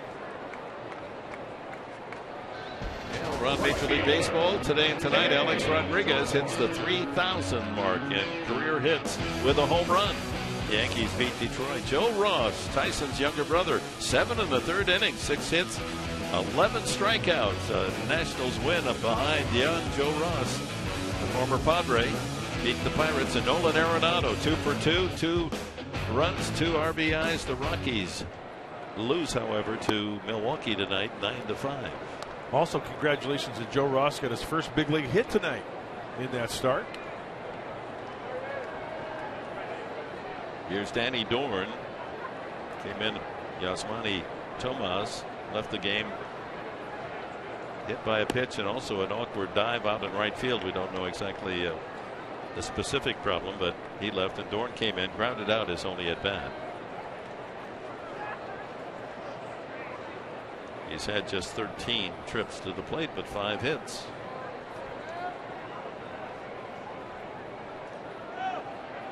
Didn't he come off the bench and deliver a base hit in the 9th inning to beat the Padres this season? Extra base hit, you bet, down the right field line.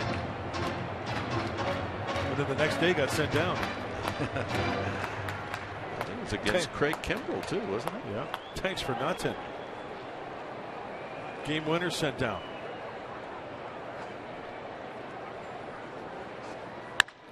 Center field, Venable charges and captures the line drive. To the 8th inning here in Arizona. 4-1 D-backs.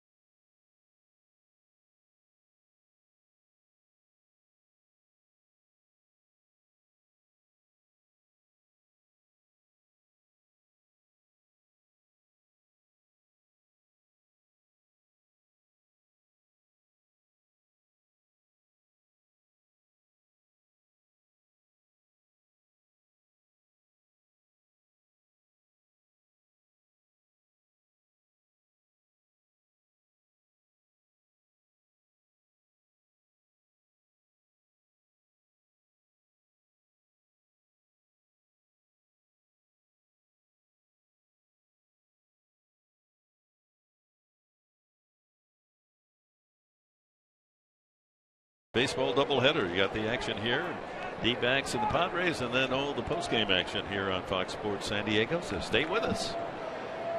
De La Rosa stays with it. He goes into the 8th inning. 94 pitches. Justin Upton, swing and a miss, off speed. Upton forced in the only run scored by the Padres, a bases loaded walk in the 5th inning. Well, 4th time around now for this part of the order in the Padres lineup, and De La Rosa still has the snapping breaking ball that last one we just saw to get ahead strike 1. Comes back with an off speed, 0-2.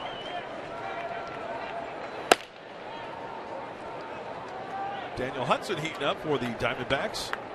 Veteran right-hander.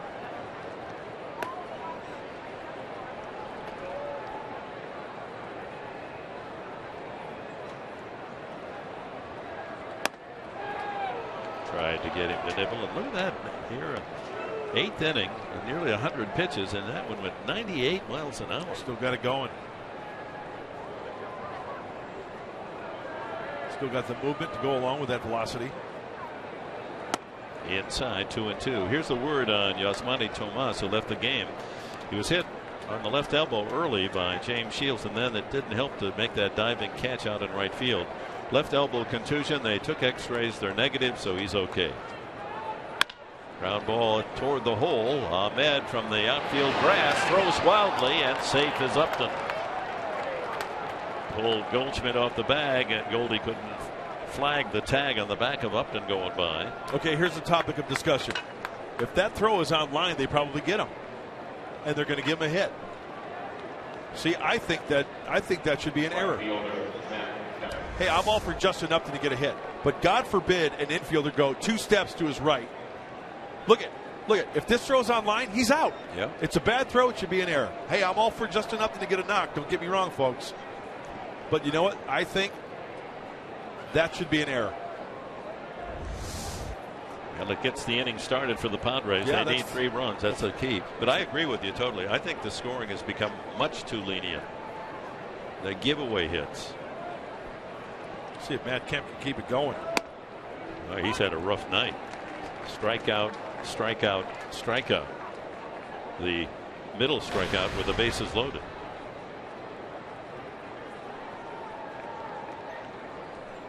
Oh, they've changed the official score in accordance with your thought process.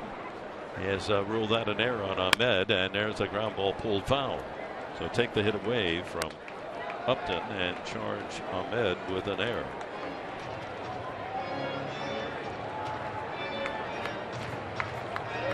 And just to throw some more dirt into the pot, if that had been a Arizona hitter, he probably would have stayed with the base hit. Yeah, that's how it goes. Absolutely. Home cooking. Absolutely. 2 strikes to Kemp. Fouled at the plate. Matt just hasn't had many good swings against De La Rosa. Padres get the air, chance to get after that 4-1 Arizona lead here in the 8th inning. Well, remember, the home run off the bat of Kemp in Oakland was a slow breaking ball down. See if De La Rosa, looks like inside here with a fastball. Upton goes. The ground ball is to third. Lamb at the bag makes the throw, and it's off the glove of Goldschmidt. Another error, and Upton around third will hold. So the Padres beneficiaries of some loose defensive play as Lamb skips one over to Goldschmidt, and he can't come up with it cleanly. Runners at the corners as Upton running on the play makes it around to third. Backhand, plenty of time. Yanks it.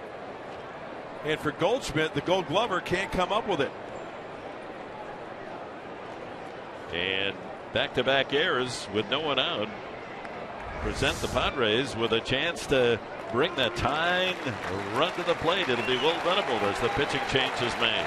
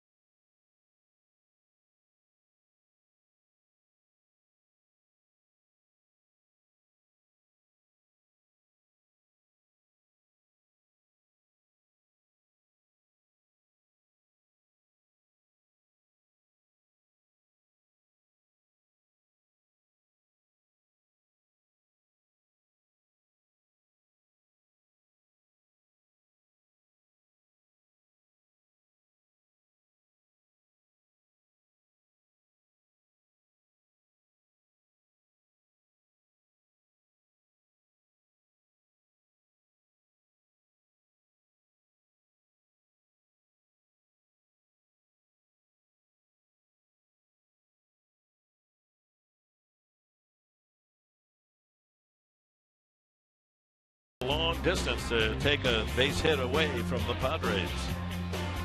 Our Bill Howe play of the game. Tore up part of right field in making that catch, and he may have landed on that left elbow already in pain after being hit by a pitch. James Shields, and came out of the game. The new pitcher is Daniel Hudson, veteran right-hander. Well, we know about Daniel Hudson being a starter, but now in the bullpen, coming back from injury. Fastball slider change, good arm, mid-90s up to 97. And righty's hitting 274. Derek Norris is the hitter. 0 for 3. Diamondbacks have not been able to secure the lead in the late innings. 13 blown saves. Couple of errors. Padres at the corners, a swing and a miss. Norris hitting a tough luck tonight. Struck out the first time, then lined a bullet, but it went right to the left fielder Peralta, and then the last time smashed one at third, but Lamb able to come up with it and throw him out. First and third, errors on the left side of the infield. Padres with a chance here, trailing 4-1.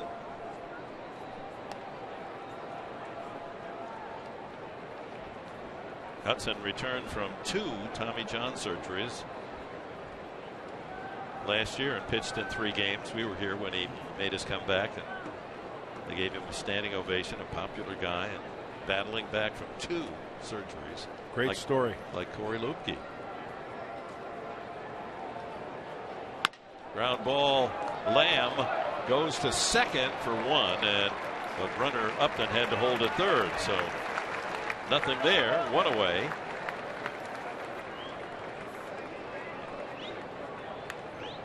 Kemp erased on the fielder's choice. And here's Venable.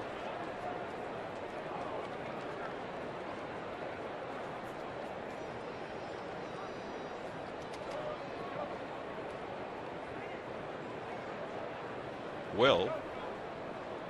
A single, a strikeout, and a pop-up. Joaquin Benoit joins Nick Vincent.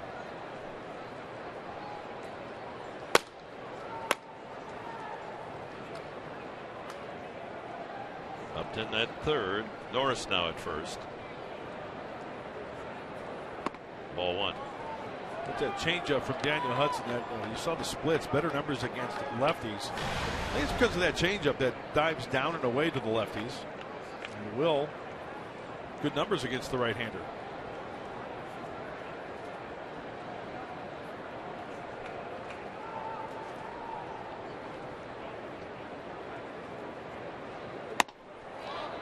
Left throw by Castillo. So Will has the count in his favor, 2-0, with the Padres trailing by 3, 2-men aboard here in the 8th inning. You can see Castillo kind of fish-eyeing down at first base as Norris leads off.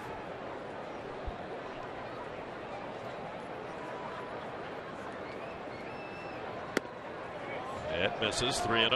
So it's a 5-out inning for the Padres with errors by Ahmed and Lamb on the left side of the infield. Spanchenberg on deck.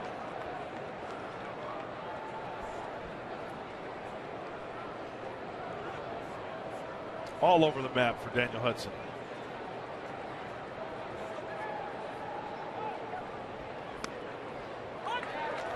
Catches the corner, 3-1.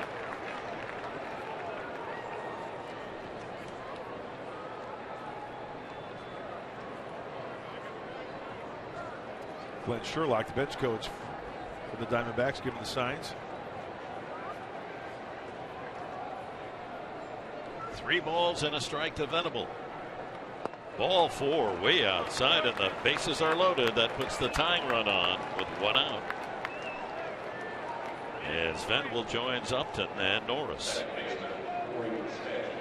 Well, a visit to the mound, all the pressure here on Daniel Hudson. Corey Spanchenberg in a great spot here. Get a couple runs home.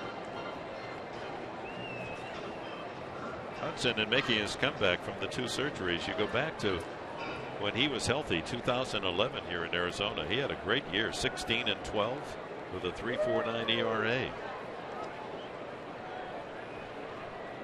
He's only 28. pitched at Old Dominion University in Virginia. Bases full of Padres. Spangenberg the hitter. Opposite foul out of play. After walking Venable, Spangenberg hoping he'd get a nice fastball there. Yeah, he pulled the string. That was an 85-mile-an-hour changeup from Hudson.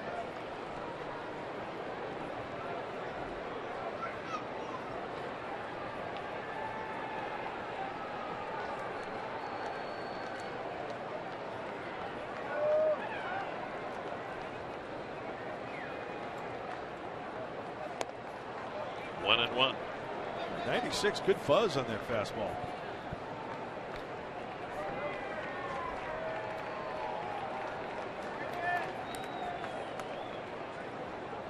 Upton, Norris, Venable aboard. Venable carrying the tying run.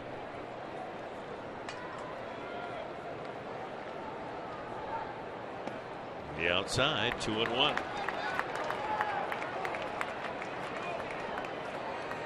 Here is the action pitch. 2 balls and a strike. Hudson wants to throw a strike.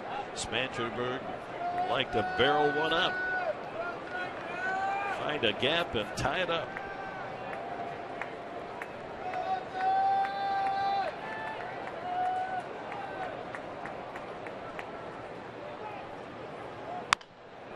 Fouls it away. 97 on the fastball. Oh, his elbow's okay. Amarista would be next.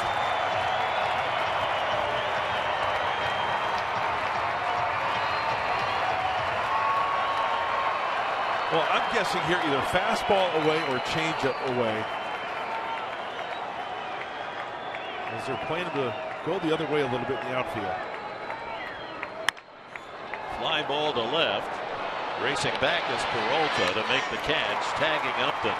He'll score easily. It's 4-2. But now 2 away. Spangenberg with his 11th RBI. And the veteran Brett Wallace, just called up from El Paso, is going to hit for Amarista. He's got power. One of the errors becomes a run as Upton scores.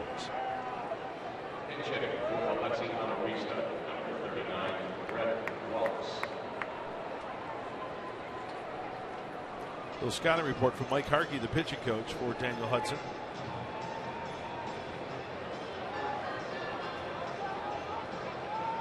Again, the numbers for Wallace at El Paso: 305 average, 8 home runs, 37 runs batted in. With Houston from 2010 to 2013, Wallace, his career numbers in the big leagues: 242 his batting average with 29 homers. Hit a couple of home runs in spring training.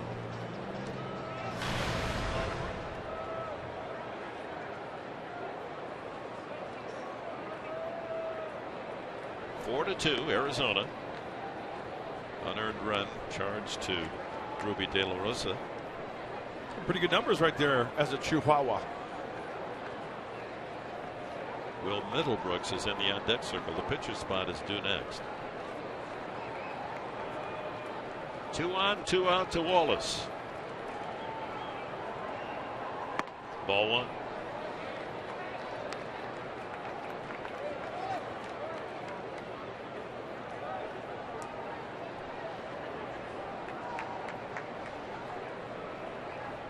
Norris at second. Venable at first. Checks his swing. Ball 2.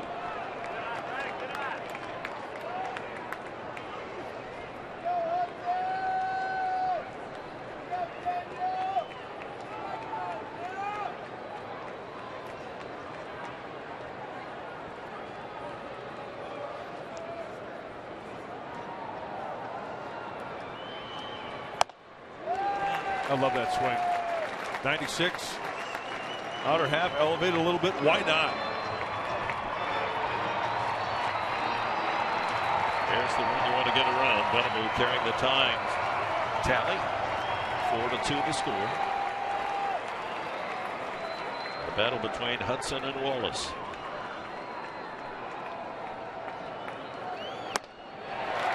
'97. Again, outer half elevated at 97. Trying to keep the ball away from Brett Wallace.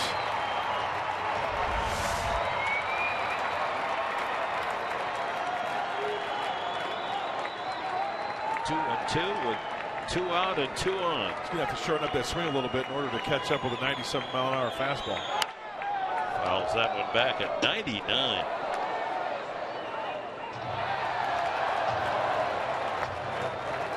Well, that ulnar collateral ligament in that elbow of Daniel Hudson seems to be feeling pretty nice right now. Yeah. 10 pitches over 95. I would say that's a successful second surgery.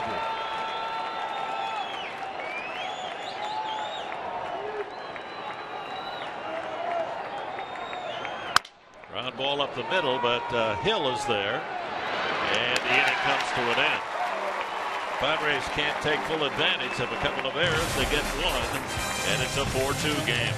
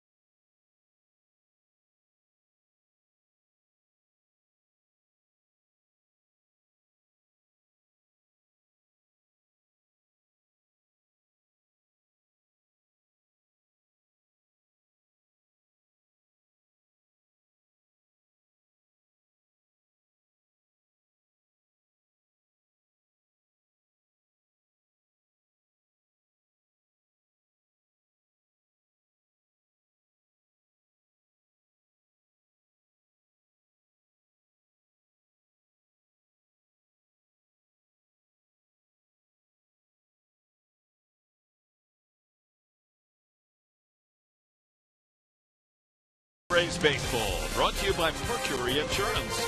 Log on to mercuryinsurance.com today and see how much you could save. And by Petco, what we feed them matters.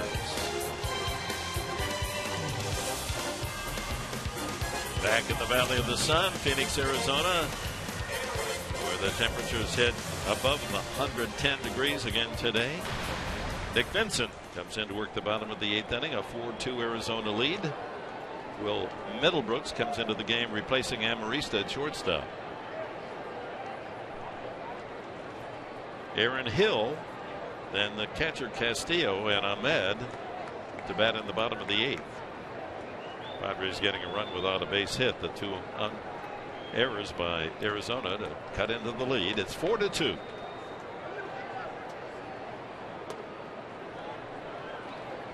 Hill has walked, doubled in a run and scored, and struck out.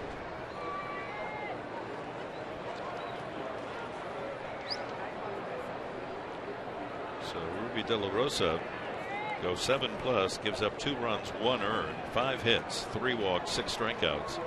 As for the 3rd time this year, he has baffled the Padres with his good stuff.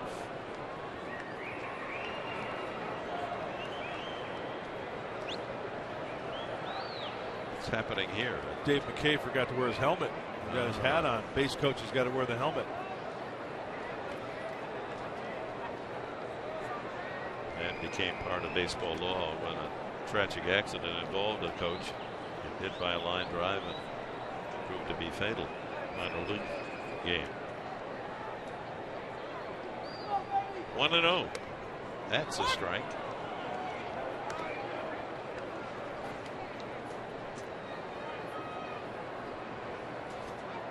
Vincent up and down a couple of times. Padres El Paso team this year.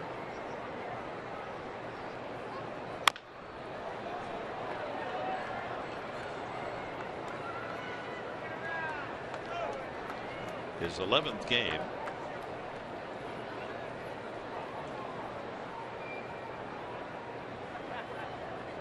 Ten innings, 13 strikeouts for Nick.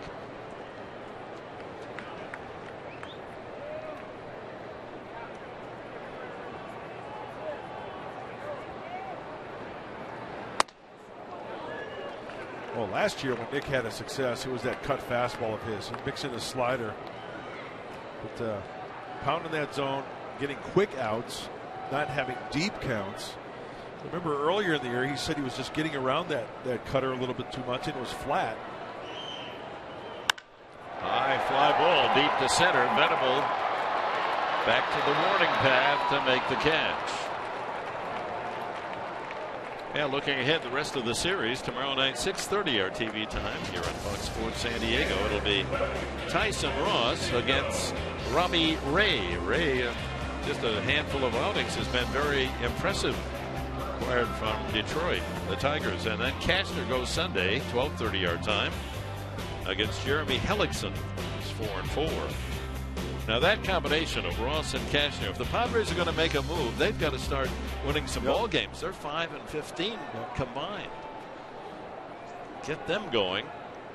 And the Padres future, although they've played under 500 ball, they're only 6 games out of first place. And I'd like to get some offense behind those two starters, Tyson Ross and Andrew Cashner.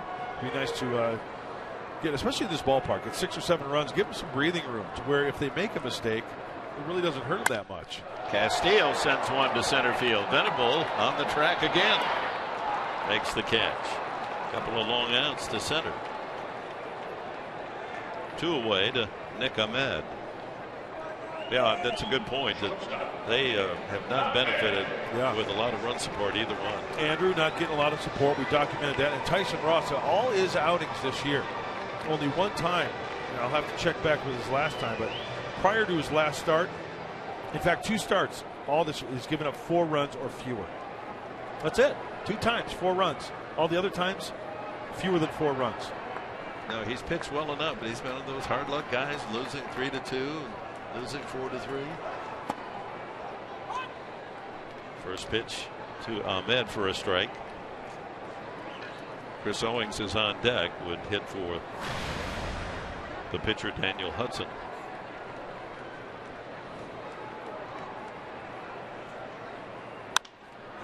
He's going to drop that one into right field. A soft single. Ahmed's second hit tonight. He and A.J. Pollock, the only D-backs with more than 1. That's the 9th hit tonight for Arizona. And that'll bring up Owings, the infielder, who's been battling with Nick Ahmed for that shortstop spot, but at the moment Ahmed has taken the job. Owings considered to be the better hitter, but Ahmed the flashier on defense. Owings has a couple of home runs.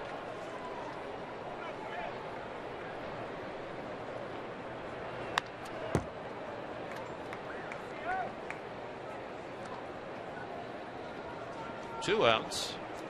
Ahmed at first. So the Padres looking ahead to the 9th inning. It'll be Middlebrook, Solarte, Alonso. Anyone gets on. Justin Upton. And Brad Ziegler, the side armor, the closer. He's ready. Runner bluffs and fouled back.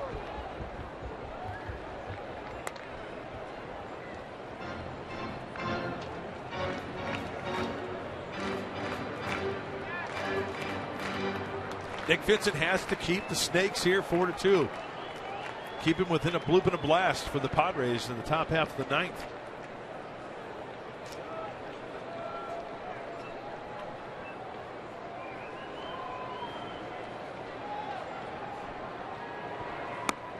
outside, 1-2. Owens is a young guy, just 23.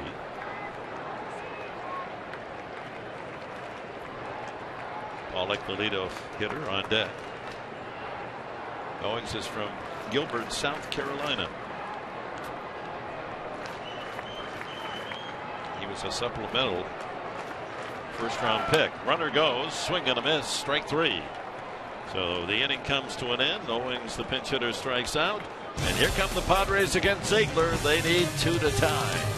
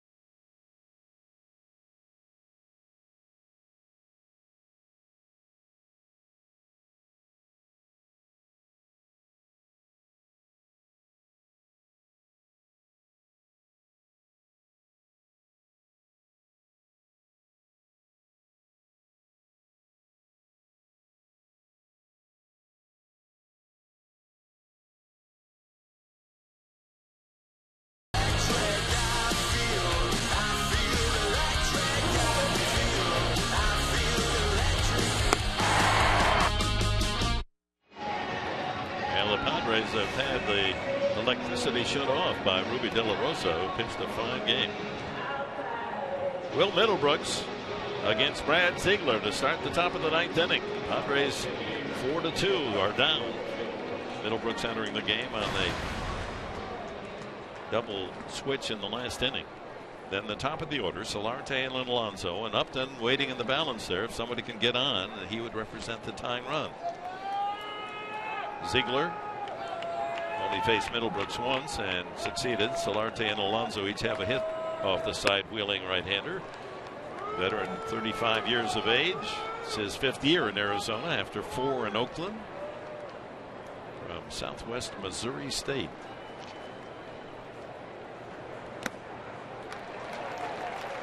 It's got the unique delivery coming sidearm. See a lot of pitches from that angle. Ground ball specialist. He only throws about 85, 86. Mixes in a slider, a sweeping slider, and also a changeup. Ground ball sharply hit, but foul. Yeah, it's tough to elevate the ball off Brad Ziegler.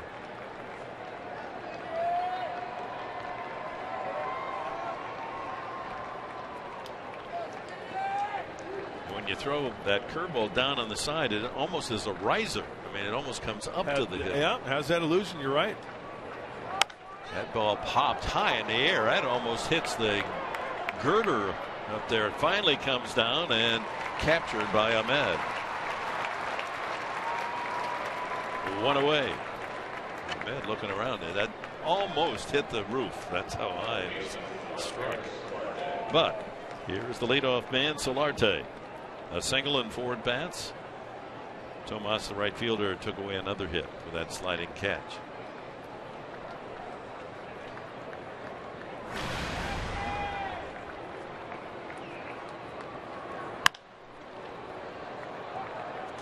Comes out swinging, and that foul deep down the left field side.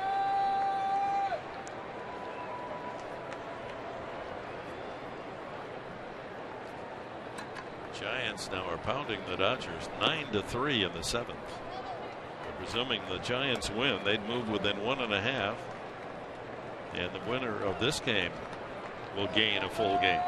Arizona starts at 5.5, and the Padres at -6.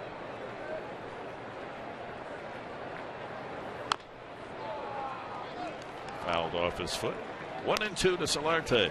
Well, we've seen Ziegler come in middle of the game. He was like a 7th, 8th inning guy. If they got into jam, multiple base runners, because he could roll the ground ball and get a double play with the best of them. Since 2008, all relievers. He leads all relievers with 94. Oh, got Solarte to chase the ball well out of the strike zone. Padres down to their final line. 94 grounding into double plays, but no base runners here. Once again, tough to elevate the ball and get a ball up from Ziegler. Well off the zone. That's a changeup. Coming down low 3/4 sidearm. Deception, movement, location. So, Alonso trying to get on for Upton. 2 outs here in the 9th. Oh, struck out the last time. He's walked and a single tonight, 1 for 3.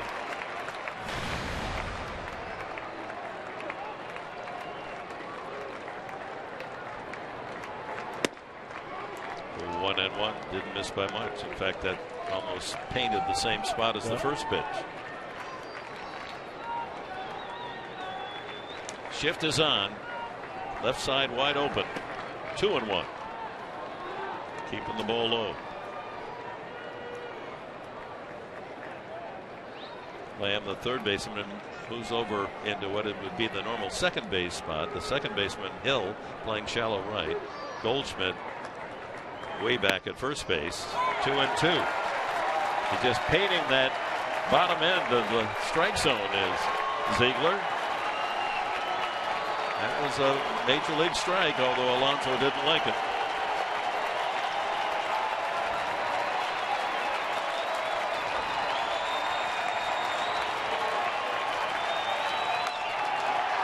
Got a piece of it. Look at that Fox tracks. You talk about command. Yep. Getting the ball right where he wants it. At the knees, at the knees, at the knees.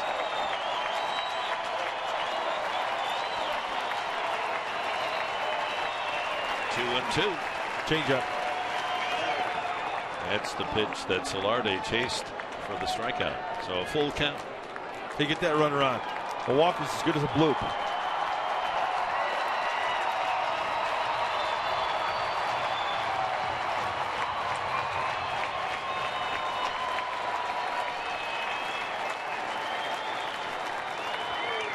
Ball 4. Alonso works the walk, so that does bring Upton to the plate, representing the tying run. Good at bat for Alonso. Upton tonight. Couple of ground ball outs, one a hard smash at third. Walked with the bases loaded and safe on Ahmed's error the last time and scored the Padres' second run.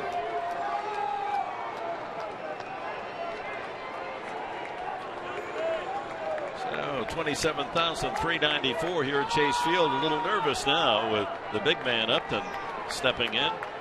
13 home runs.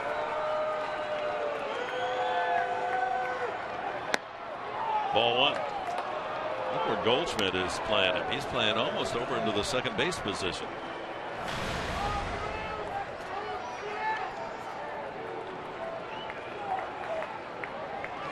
It's not a shift, but Goldschmidt as far off first base as a first baseman would get. Way outside, 2-0.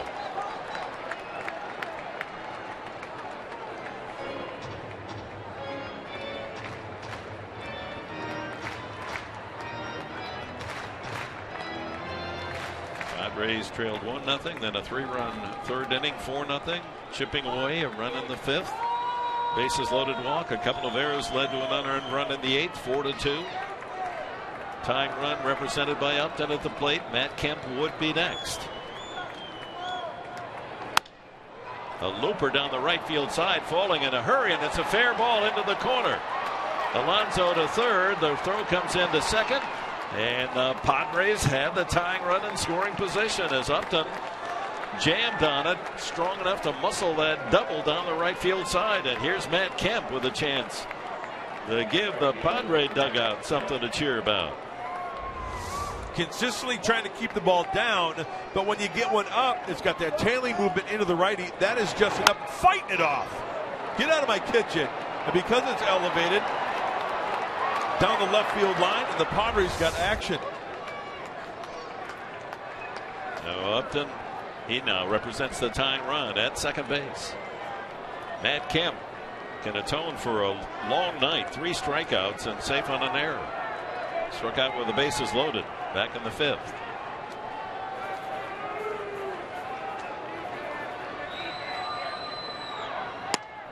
Strike one, 86 on the fastball.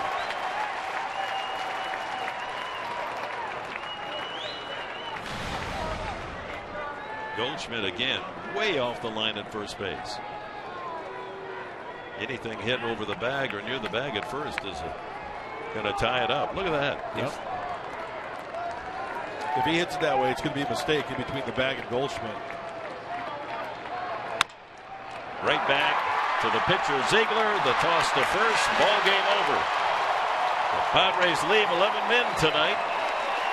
And it's Arizona with a victory in the first game of the 3-game series. No Padre home runs tonight. The home run challenge continues through Sunday, Father's Day. Make your pledge. Go online to homerunchallenge.org. So the final, Arizona 4, the Padres 2. Here's Mike Pomeranz.